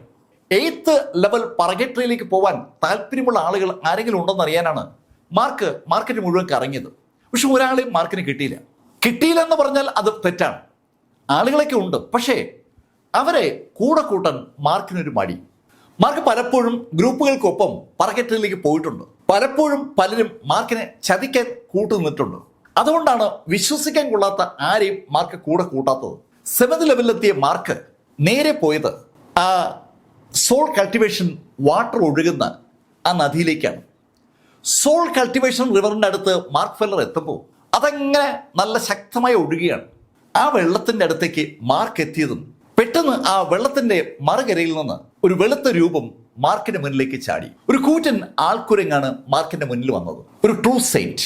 വേണമെങ്കിൽ നമുക്ക് ആ ട്രൂ സെയിന്റിനെ 8th ലെവൽ ട്രൂ സെയിന്റ് എന്ന് വിളിക്കാം. അതിശക്തനായ ആ വെളുത്ത ആൾക്കുരങ്ങ് മാർക്കിന്റെ മുന്നിൽ ഒരു പർവ്വതം പോലെയാണ് വന്ന് നിൽക്കുന്നത്. മാർക്ക് ആ ആൾക്കുരങ്ങിനെ അങ്ങ് നോക്കിയതും ആ ആൾക്കുരൻ ഒരു അക്ഷരം മിണ്ടാതെ കൈ ഉയർത്തി ഒരു ഒറ്റയാടി. 7th ലെവൽ പർഗേറ്ററിയിൽ സാധാരണഗതിയിൽ അതിശക്തർ മാത്രമേ വരത്തുള്ളൂ. 4th ലെവൽ ട്രൂ സെയിന്റ് ഒന്നും അവിടേക്ക് എത്തുന്ന പതിവില്ല. അതുകൊണ്ട് തന്നെ 8th ലെവലുകാരനായ ആ ആൾക്കുരങ്ങന് മാർക്കിന്റെ ശക്തി ദൗർബല്യങ്ങളെ കുറിച്ച് മനസ്സിലായതും അയാൾ ആഞ്ഞൊന്ന് അടിച്ചു. അയാളുടെ കൈ മാർക്കിന്റെ പുറത്ത് പതിക്കാൻ പോയതും മാർക്ക് തിരിച്ചൊന്ന് പഞ്ച് ചെയ്തു. ആ ആൾക്കുരങ്ങ് 8th ലെവൽ ട്രൂ സൈറ്റ് എന്ന് പറയുമ്പോൾ അതിന്റെ ഡിവൈൻ സെൻസ് ശരിക്കും ഡെവലപ്ഡ് ആണ്. സാധാരണ മൃഗങ്ങളെക്കാൾ ഒരുപാട് ലെവൽ മുകളിലാണ് അതിന്റെ ഡിവൈൻ സെൻസ്. സാധാരണ മനുഷ്യരെ പോലെ തന്നെ കാര്യങ്ങൾ ഉൾക്കൊള്ളാനും ചിന്തിക്കാനും പ്രവർത്തിക്കാനും ആ ആൾക്കുരങ്ങിന് പറ്റും. അത് മാർക്കിന്റെ ഇടി ഏറ്റുവാങ്ങിയതും ദേഷ്യത്തോടെ മാർക്ക് തലങ്ങ് വിലങ്ങ് ഇടിച്ചു തുടങ്ങി. ശരിക്കും ഒരു പർവ്വതത്തെ പോലെയുള്ള ആ ആൾക്കുരങ്ങ് 2 കൈ കൊണ്ടും മാർക്കിനെതിരെ ആഞ്ഞ് പഞ്ച് ചെയ്യുമ്പോൾ മാർക്കും തിരിച്ച് പഞ്ച് ചെയ്യണം. ഒരു 7 മിനിറ്റ് ആ പഞ്ചിങ് അങ്ങനെ തുടർന്നു. അപ്പോൾ ആൾക്കുരങ്ങിന് ഒരു കാര്യം മനസ്സിലായി, എതിരാളി ശക്തനാണ്.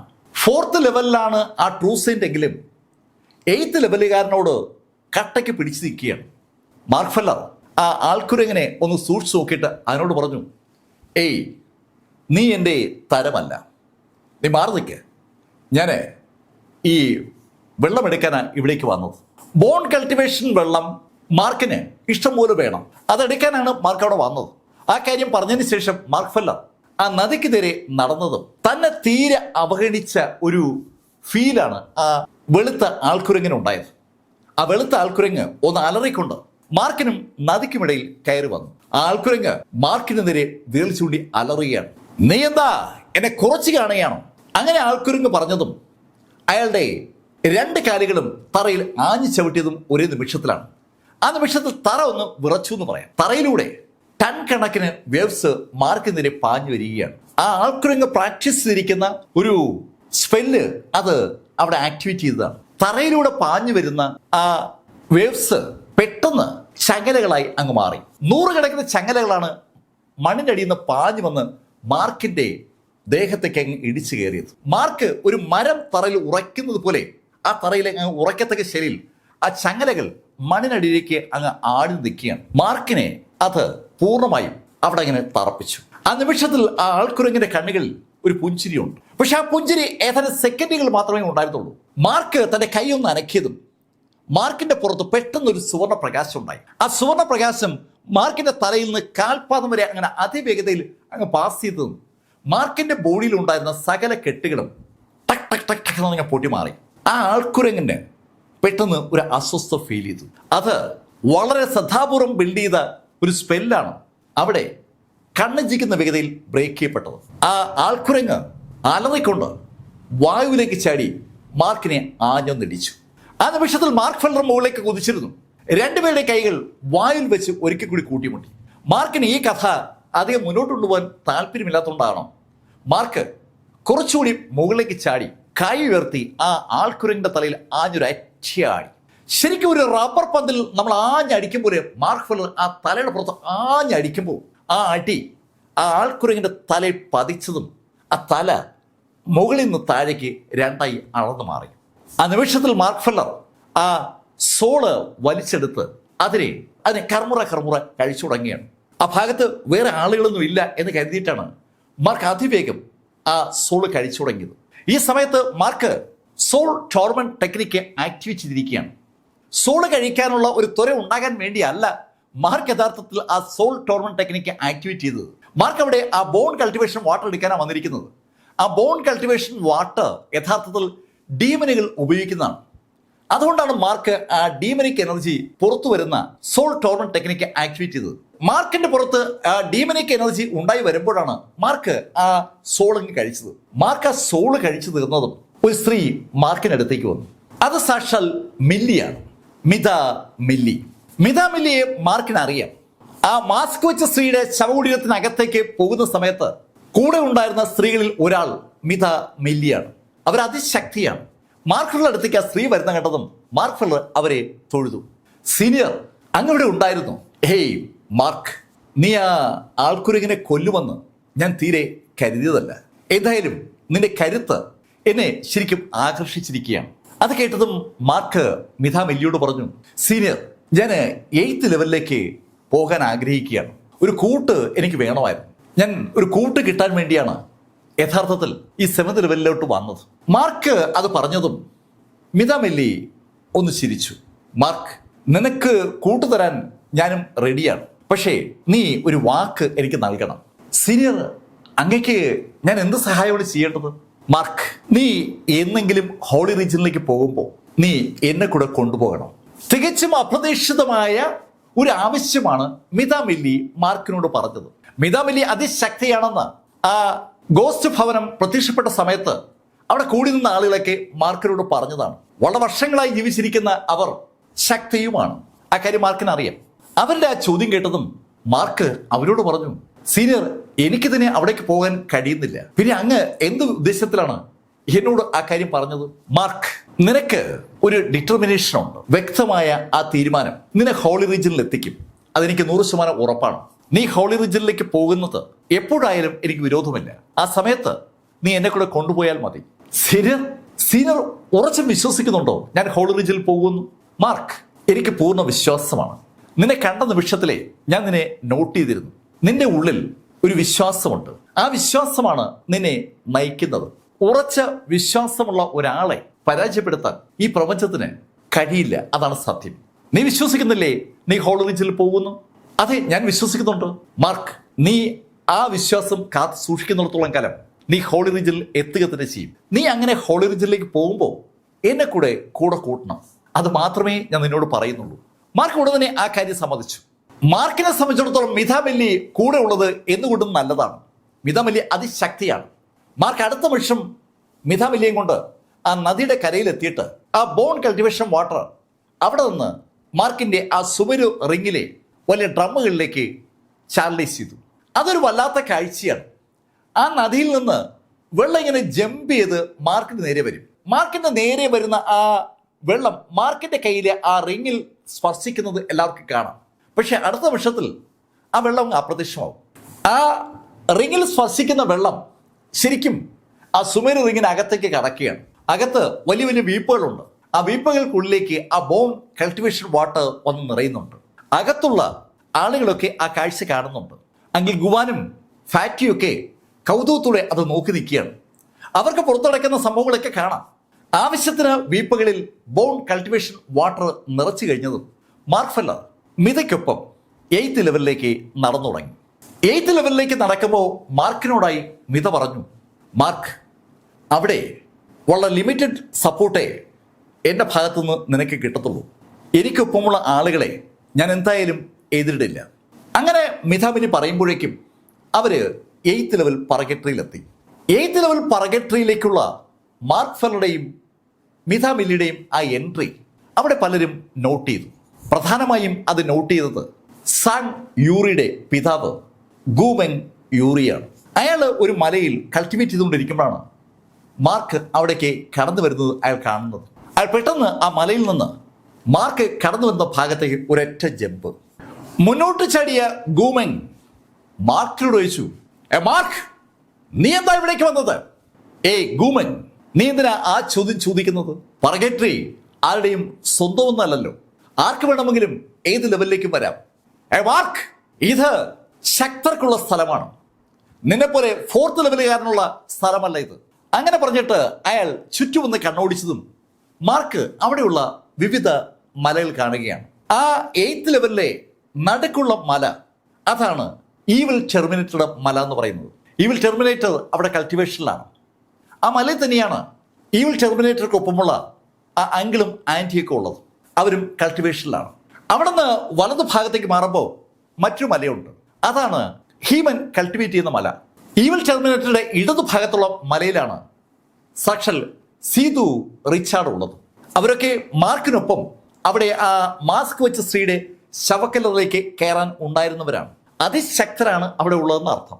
മാർക്ക് ആ മലകളിലേക്ക് നോക്കുമ്പോൾ മാർക്കിന് പരിചയമില്ലാത്ത ശക്തരുടെ മലകളും മാർക്ക് കണ്ടു. ഓരോ ആളും ഓരോ മലകൾ സ്വന്തമാക്കിയിരിക്കുകയാണ്. സ്പിരിച്വൽ എനർജിയുടെ വൻ സാന്നിധ്യം മാത്രമല്ല അവിടെ ഉള്ളത്. അവിടുത്തെ അന്തരീക്ഷത്തിന് ഒരു ഡിവൈൻ ഫീലിംഗ് ഉണ്ട്. പണ്ട് മാർക്ക് ഹോളി റീജിയനിലായിരിക്കുന്ന സമയത്ത് അവിടെ പാത്ത് ഓഫ് ഹെവൻ മാർക്കിന് മുന്നിൽ പ്രത്യക്ഷപ്പെട്ടിരുന്നു. ഹെവനിൽ നിന്ന് ഒരു പ്രകാശം അന്ന് അവിടെ ആ ഹോളി റീജിയനിൽ പതിച്ചിരുന്നു. ആ ഹോളി റീജിയനിൽ ആ പ്രകാശം പതിച്ച സമയത്ത് അവിടെ മുഴുവൻ ഒരു വല്ലാത്ത അന്തരീക്ഷമായിരുന്നു. സ്പിരിച്വൽ എനർജിയുടെ ഒരു വലിയ സാന്നിധ്യം അവിടെ നിന്ന് ഉണ്ടായി. ആ സമയത്താണ് മാർക്കും എബിലിയും കൂടി അവിടെ നിന്ന് ഓടി രക്ഷപ്പെടാൻ ശ്രമിച്ചത്. അതേ ശൈലിയിലുള്ള ഒരു അന്തരീക്ഷം ഇവിടെ ആ 8th ലെവലിനകത്തുണ്ട്. ഇവിടെ വെച്ച് കൾട്ടിവേറ്റ് ചെയ്യുന്ന ആളുകൾക്ക് അവരുടെ ലെവൽ ഉയർത്താൻ അനായാസം കഴിയുമെന്ന് അവിടുത്തെ ആ അന്തരീക്ഷം വിളിച്ചു പറയുകയാണ്. മാർക്ക് ചുറ്റും നോക്കുമ്പോൾ ഗൂമെങ് മാർക്കിനോട് അലറുകയാണ്. ഈ സമയത്ത് മാർക്കിനൊപ്പം ഉണ്ടായിരുന്ന മീതാമിലി ആ രംഗത്തുനിന്ന് പതുക്കെങ്ങ് മാറി. മിതാമിലിയും ഗൂമെങ്ങും അതുപോലെ സീതു റിച്ചാർഡും ഒക്കെ ഒന്നിച്ചു നിൽക്കുന്ന ആളുകളാണ്. അതുപോലെ തന്നെയാണ് ചാങ്റയും. ഇവരൊക്കെ പരസ്പരം ഫൈറ്റ് ചെയ്തിരിക്കാൻ ശ്രമിക്കുന്നവരുമാണ്. മാർക്കിനെ ഗൂമെങ് നേരിടുമെന്നായപ്പോൾ അതുകൊണ്ടാണ് മിതാമിലി അങ്ങ് മാറിയത്. മാർക്കിനോട് അക്കാര്യം അവർ സൂചിപ്പിക്കുകയും ചെയ്തു. സഹപ്രവർത്തകരുമായി ഏറ്റുമുട്ടാൻ അവർക്ക് താല്പര്യമില്ല എന്നുള്ള കാര്യം. ഗൂമെങ് അലറിക്കൊണ്ട് മാർക്കിനോട് പറഞ്ഞു, എന്റെ മകന്റെ മരണത്തിന് നീയാണ് ഉത്തരവാദി. മാർക്ക് ഒരു തരത്തിലും ഉത്തരവാദി അല്ലാത്ത ഒരു കാര്യം മാർക്കിന്റെ തലയിലേക്ക് അയാൾ കെട്ടിവെച്ചത് മാത്രമല്ല, അങ്ങനെ പറഞ്ഞ അയാൾ മുന്നോട്ട് കുതിക്കുകയും ചെയ്തു. ശരിക്കും ഒരു ഫൈറ്റിന് റെഡിയായിട്ട് തന്നെയാണ് മാർക്ക് ഫെല്ലറും വന്നിരിക്കുന്നത്. സ്വാഭാവികമായിട്ട് അവിടെ അതിശക്തമായ ഒരു ഫൈറ്റ് ആരംഭിച്ചു. 7th ലെവലിലേക്ക് ഇഷ്ടംപോലെ യോദ്ധാക്കളുണ്ട്. മാർക്കും ഗൂമെങ്ങും തമ്മിലുള്ള ഫൈറ്റ് 8th ലെവലിൽ സ്റ്റാർട്ട് ചെയ്തപ്പോൾ അതിൻ്റെ അനുരണനം 7th ലെവലിൽ അനുഭവപ്പെട്ടതും അനവധി ആളുകൾ ആ ഫൈറ്റ് കാണാനായി മുകളിലേക്ക് വന്നു. ശരിക്കും 4th ലെവൽ ട്രൂ സെയിന്റിനെ എതിരിടുന്നത് 9th ലെവലിലെ ഒരു ട്രൂ സെയിന്റ് ആണ്. ഗൂമെങ്ങും ചാങ്റയും ഹീമെന്നും ഈവിൽ ടെർമിനേറ്ററും അതുപോലെ സീതു റിച്ചാർഡും ഒക്കെ 9th ലെവലിലെ ട്രൂ സെയിന്റുകളാണ്. ആ 9th ലെവലിന്റെ പീക്കിലാണ് ഈവിൽ ടെർമിനേറ്റർ. ബാക്കിയുള്ളവരൊക്കെ തൊട്ട് താഴെ നിൽക്കുന്നു മാത്രം. അതുകൊണ്ട് തന്നെ അവരുടെ ശക്തികൾ തമ്മിൽ അങ്ങനെ നമുക്ക് വേർതിരിച്ച് പറയാൻ പറ്റില്ല.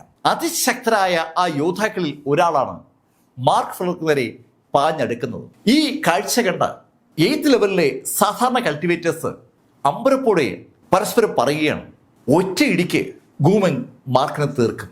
അയാൾക്ക് ശരിക്കും മാർക്കിനോട് ദേഷ്യമുണ്ട്. അങ്ങനെ അവർ പറയുമ്പോഴേക്കും ഗൂമെങ് ആകാശത്തൂടെ പറന്ന് മാർക്കിന്റെ നേർ മുകളിലെത്തുകയും ചെയ്തു. മാർക്കിന്റെ മുകളിലെത്തി അയാളുടെ കൈ ഒന്ന് വീശി ആഞ്ഞൊരൊറ്റയാടി. മാർക്കിനെ ഒറ്റയടിക്ക് തീർക്കാനുള്ള ദേഷ്യം അയാൾക്കുണ്ട്.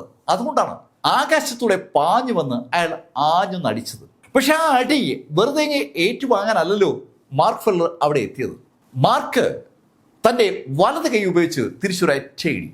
ഗൂമെങ് എന്ന 9th ലെവൽ ട്രൂ സെയിന്റിന്റെ ആ അടിയെ ഒരു പഞ്ച് കൊണ്ട് മാർക്ക് നേരിടുകയാണ്.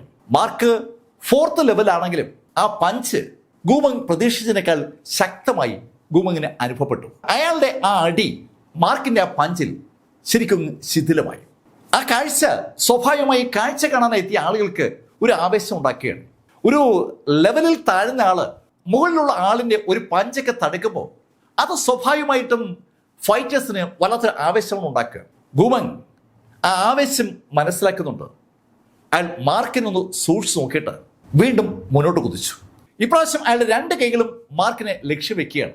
ആകാശത്തുള്ള പാഞ്ഞു വന്ന ഗൂമെങ് ഇടത് കൈ കൊണ്ട് മാർക്കിനെ ആഞ്ഞിടിച്ചിട്ട് കാലുയർത്തി ഒരു അറ്റ ചവിട്ട്. ശരിക്കും കൈയും കാലും ഒരേ വേഗതയിൽ അയാൾ ഉപയോഗിക്കുകയാണ്.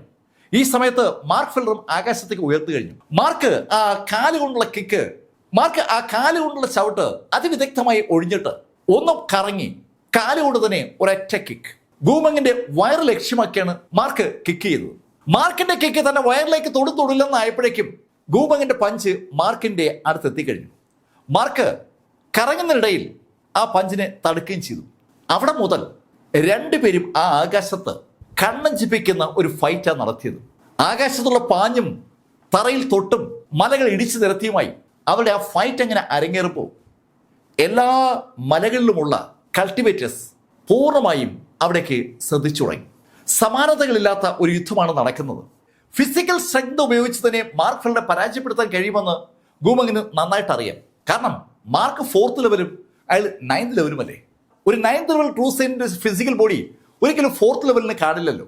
9th ലെവലുകാരനാണെന്നുള്ള ആ അഹങ്കാരത്തോടു കൂടിയാണ് ആദ്യത്തെ ഏകദേശം ഒരു 10-12 മിനിറ്റ് ഗൂമെങ് മാർക്കിനോട് പൊരുതിയത്. ഏകദേശം ഒരു 10-15 മിനിറ്റ് ആയപ്പോൾ അയാൾക്ക് ഒരു കാര്യം മനസ്സിലായി. തൻ്റെ ഫിസിക്കൽ സ്ട്രെങ്ത് മാർക്കിന്റെ ഫിസിക്കൽ സ്ട്രെങ്തുമായി കമ്പയർ ചെയ്യാൻ പറ്റില്ല. മാർക്ക് കുറച്ചുകൂടി ശക്തനാണ്, ഫിസിക്കലായിട്ടാണ് ശക്തനായിരിക്കുന്നത്. പക്ഷേ ഒരു ട്രൂ സെയിന്റിന്റെ പവർ എന്ന് പറയുന്നത് അയാളുടെ ഇന്റേണൽ എനർജിയുടെ പവറാണ്. മാർക്കിന്റെ ഇന്റേണൽ എനർജി 4th ലെവലിൽ നിൽക്കുന്നേ ഉള്ളൂ. ഇവിടെ സാക്ഷാൽ ഗൂമെങ്ങിന്റെ ആ ഇന്റേണൽ എനർജി 9th ലെവലിലാണ്. ആ കാര്യം അറിയാവുന്ന ഗൂമെങ് മാർക്കിനോട് പറഞ്ഞു, മാർക്ക്, നിന്റെ ഫിസിക്കൽ സ്ട്രെങ്ത് ഞാൻ സമ്മതിച്ചു തന്നിരിക്കുന്നു. പക്ഷേ മാർക്ക്, നിനക്കറിയാം യഥാർത്ഥ ട്രൂ സെയിന്റിന്റെ ശക്തി ഇന്റേണൽ എനർജിയിലാണെന്ന്. നീ ഇതാ കണ്ടോ. അങ്ങനെ പറഞ്ഞുകൊണ്ട് അയാൾ കൈയെന്ന് വീശിയതും അനവധി ബീമുകൾ മാർക്കിനടുത്തേക്ക് പാഞ്ഞു വരികയാണ്. പ്രകാശത്തിന്റെ ബീമുകൾ, ശരിക്കും തിരയടിക്കുന്ന പോലെ ബീമുകൾ ഒന്നൊന്നായി ഇങ്ങനെ മാർക്കിന് പുറത്തേക്ക് ഇടിച്ചു കയറുകയാണ്. മാർക്ക് ഫെല്ലർ തന്റെ ഇടത് കൈ ഒന്ന് അനക്കി ഒരൊറ്റ ഇടി. സൂ ലിന്നിന്റെ ആ ഗ്ലൗ അതിന്റെ ശക്തി കാണിച്ചു. മാർക്കിന്റെ ഇടത് കൈ ആദ്യത്തെ ആ ബീമിൽ പതിച്ചതും അതിന്റെ ഫലമായിട്ട് പുറകിലുള്ള ആ ബീമുകളും ഒന്നായി ചിതറി തുടങ്ങിയാണ്. അതൊരു വല്ലാത്ത കാഴ്ചയാണ്. അവിടെ ഗൂമൻ തുടർച്ചയായി ആ ബീമുകൾ ഇങ്ങനെ സൃഷ്ടിച്ചു വരുമ്പോൾ മാർക്ക് ഫെല്ലറുടെ കൈ ആ ബീമുകളേക്ക് ഇങ്ങനെ തകർത്ത് മുന്നോട്ട് പോവുകയാണ്. രണ്ടുപേരും കട്ടയ്ക്കട്ടയ്ക്ക് നിൽക്കുകയാണ്. മാർക്കിനെ ഒരു സാധാരണ സ്പെല്ലിൽ തകർക്കാൻ കഴിയില്ല എന്ന യാഥാർത്ഥ്യം നേരത്തെ തന്നെ ഗൂമങ്ങിനെ അറിയാവുന്നതാണ്. അതുകൊണ്ട് തന്നെ പെട്ടെന്ന് അയാൾ ഗിയർ അങ്ങ് മാറ്റി. അയാളുടെ സർവ്വശക്തിയും അയാൾ പുറത്തെടുക്കാനുള്ള ഒരു ശ്രമത്തിലാണ്. അയാളുടെ കയ്യിൽ പ്രത്യേക രീതിയിൽ അനക്കിയതും അനവധി നക്ഷത്രങ്ങൾ ആകാശത്ത് നിന്ന് താഴേക്ക് പാഞ്ഞു വന്നു തുടങ്ങി. ആകാശത്ത് ഇഷ്ടംപോലെ നക്ഷത്രങ്ങളുണ്ട്. ആ നക്ഷത്രങ്ങളെ മുഴുവൻ അയാൾ വലിച്ച് താഴേക്ക് എറിയും പോലെയാണ് ആ സംഭവം കാണുന്ന ആൾക്ക് തോന്നുക. നക്ഷത്രങ്ങളുടെ ഒരു സൃഷ്ടി തന്നെ അവിടെ ഗൂമൻ നടത്തിയെന്ന് പറയാം. ആ നക്ഷത്രങ്ങൾ ഒന്നടങ്കം മാർക്കിന് താഴേക്ക് ഇങ്ങനെ പാഞ്ഞു വരുമ്പോൾ ആ നക്ഷത്രങ്ങൾ വൻ പ്രഷർ മാർക്ക് ഫെല്ലർക്ക് കൊടുക്കുകയാണ്. ആ നക്ഷത്രങ്ങൾ ഒരു മഴ പോലെ പെയ്തങ്ങനെ ഇറങ്ങുമ്പോൾ മാർക്ക് ആകാശത്തെ കുതിച്ചിട്ട് ആ ഇടത് കൈകൊണ്ട് ഒരൊറ്റ പഞ്ച്. ആദ്യം കണ്ട നക്ഷത്രത്തിലേക്ക് മാർക്കിന്റെ കൈ ഇങ്ങനെ പാഞ്ഞു കയറുമ്പോൾ ആ കൈക്ക് ചുറ്റും ഒരു സുവർണ പ്രകാശം വന്നു കഴിഞ്ഞു. ആ സൂര്യനുണ്ടാക്കിയ ആ ഗ്ലൗ നല്ല സുവർണ പ്രകാശത്തിൽ പ്രകാശിച്ചുകൊണ്ട് ആദ്യത്തെ നക്ഷത്രത്തിലേക്ക് ഇടിച്ചു കയറുമ്പോൾ ബാക്കിയുള്ള നക്ഷത്രങ്ങൾ അതിന്റെ പുറകെ ഇങ്ങനെ വരികയാണ്. കുറച്ചു നേരത്തേക്ക് താഴെ നിൽക്കുന്ന ആൾക്കാർക്ക് ആകെ കാണാൻ കഴിയുന്നത് ആകാശത്ത് പ്രകാശം ഇങ്ങനെ തള്ളിക്കളിക്കുന്നതാണ്. പ്രകാശം ചിതറുന്നതും നക്ഷത്രങ്ങൾ ചിതറുന്നതും മാർക്ക് ഫെല്ലർ മുകളിലേക്ക് വരുന്നതൊക്കെ കൃത്യമായി കാണാം. നക്ഷത്രങ്ങളെ സൃഷ്ടിച്ച ഗൂമങ്ങിന്റെ മുഖത്ത് ശരിക്കൊരു അമ്പരപ്പ് നമുക്ക് കാണാം. മാർക്ക് ഫെല്ലർ ആ ശൈലിയിൽ അയാളുടെ നക്ഷത്രങ്ങളെ തകർക്കുമെന്ന് അയാൾ തീരെ കരുതിയിരുന്നില്ല എന്ന് വ്യക്തം. പെട്ടെന്ന് അയാൾ ഐഡിയ അങ്ങ് മാറ്റി. അയാളുടെ അറ്റാക്ക് ഉടൻ മാർക്കിന്റെ ഡിവൈൻ സെൻസിന് നേരെയായി. മാർക്കിന്റെ നേരെ പെട്ടെന്നാണ് എവിടെ നിന്നും ഇല്ലാതെ പക്ഷികളും ജീവജാലങ്ങളും ഒക്കെ പാഞ്ഞു വന്നത്. പെട്ടെന്ന് തൊട്ടു മുമ്പിൽ ഒരു പക്ഷിയെ കാണുമ്പോൾ ആരായാലും ഒന്ന് ഞെട്ടുമല്ലോ. ആ ഞെട്ടൽ മാർക്കിന് ഉണ്ടാകുന്ന ആ നിമിഷത്തിൽ മാർക്കിന് തൊട്ടുപുറകിൽ ഒരു മൃഗത്തിന്റെ അലർച്ച. മാർക്ക് ഞെട്ടപ്പോൾ തൊട്ടു മുകളിൽ ഒരു പക്ഷിയുടെ ചിറകടി. സകല സ്ഥലത്തുകൂടി മാർക്കിന്റെ മൈൻഡിനെ ഒന്ന് ഉലയ്ക്കാനുള്ള ഒരു ശ്രമമാണ് ആക്ച്വലി ഗൂമൻ ചെയ്തത്. മാർക്ക് പെട്ടെന്ന് ഒന്ന് കറങ്ങി.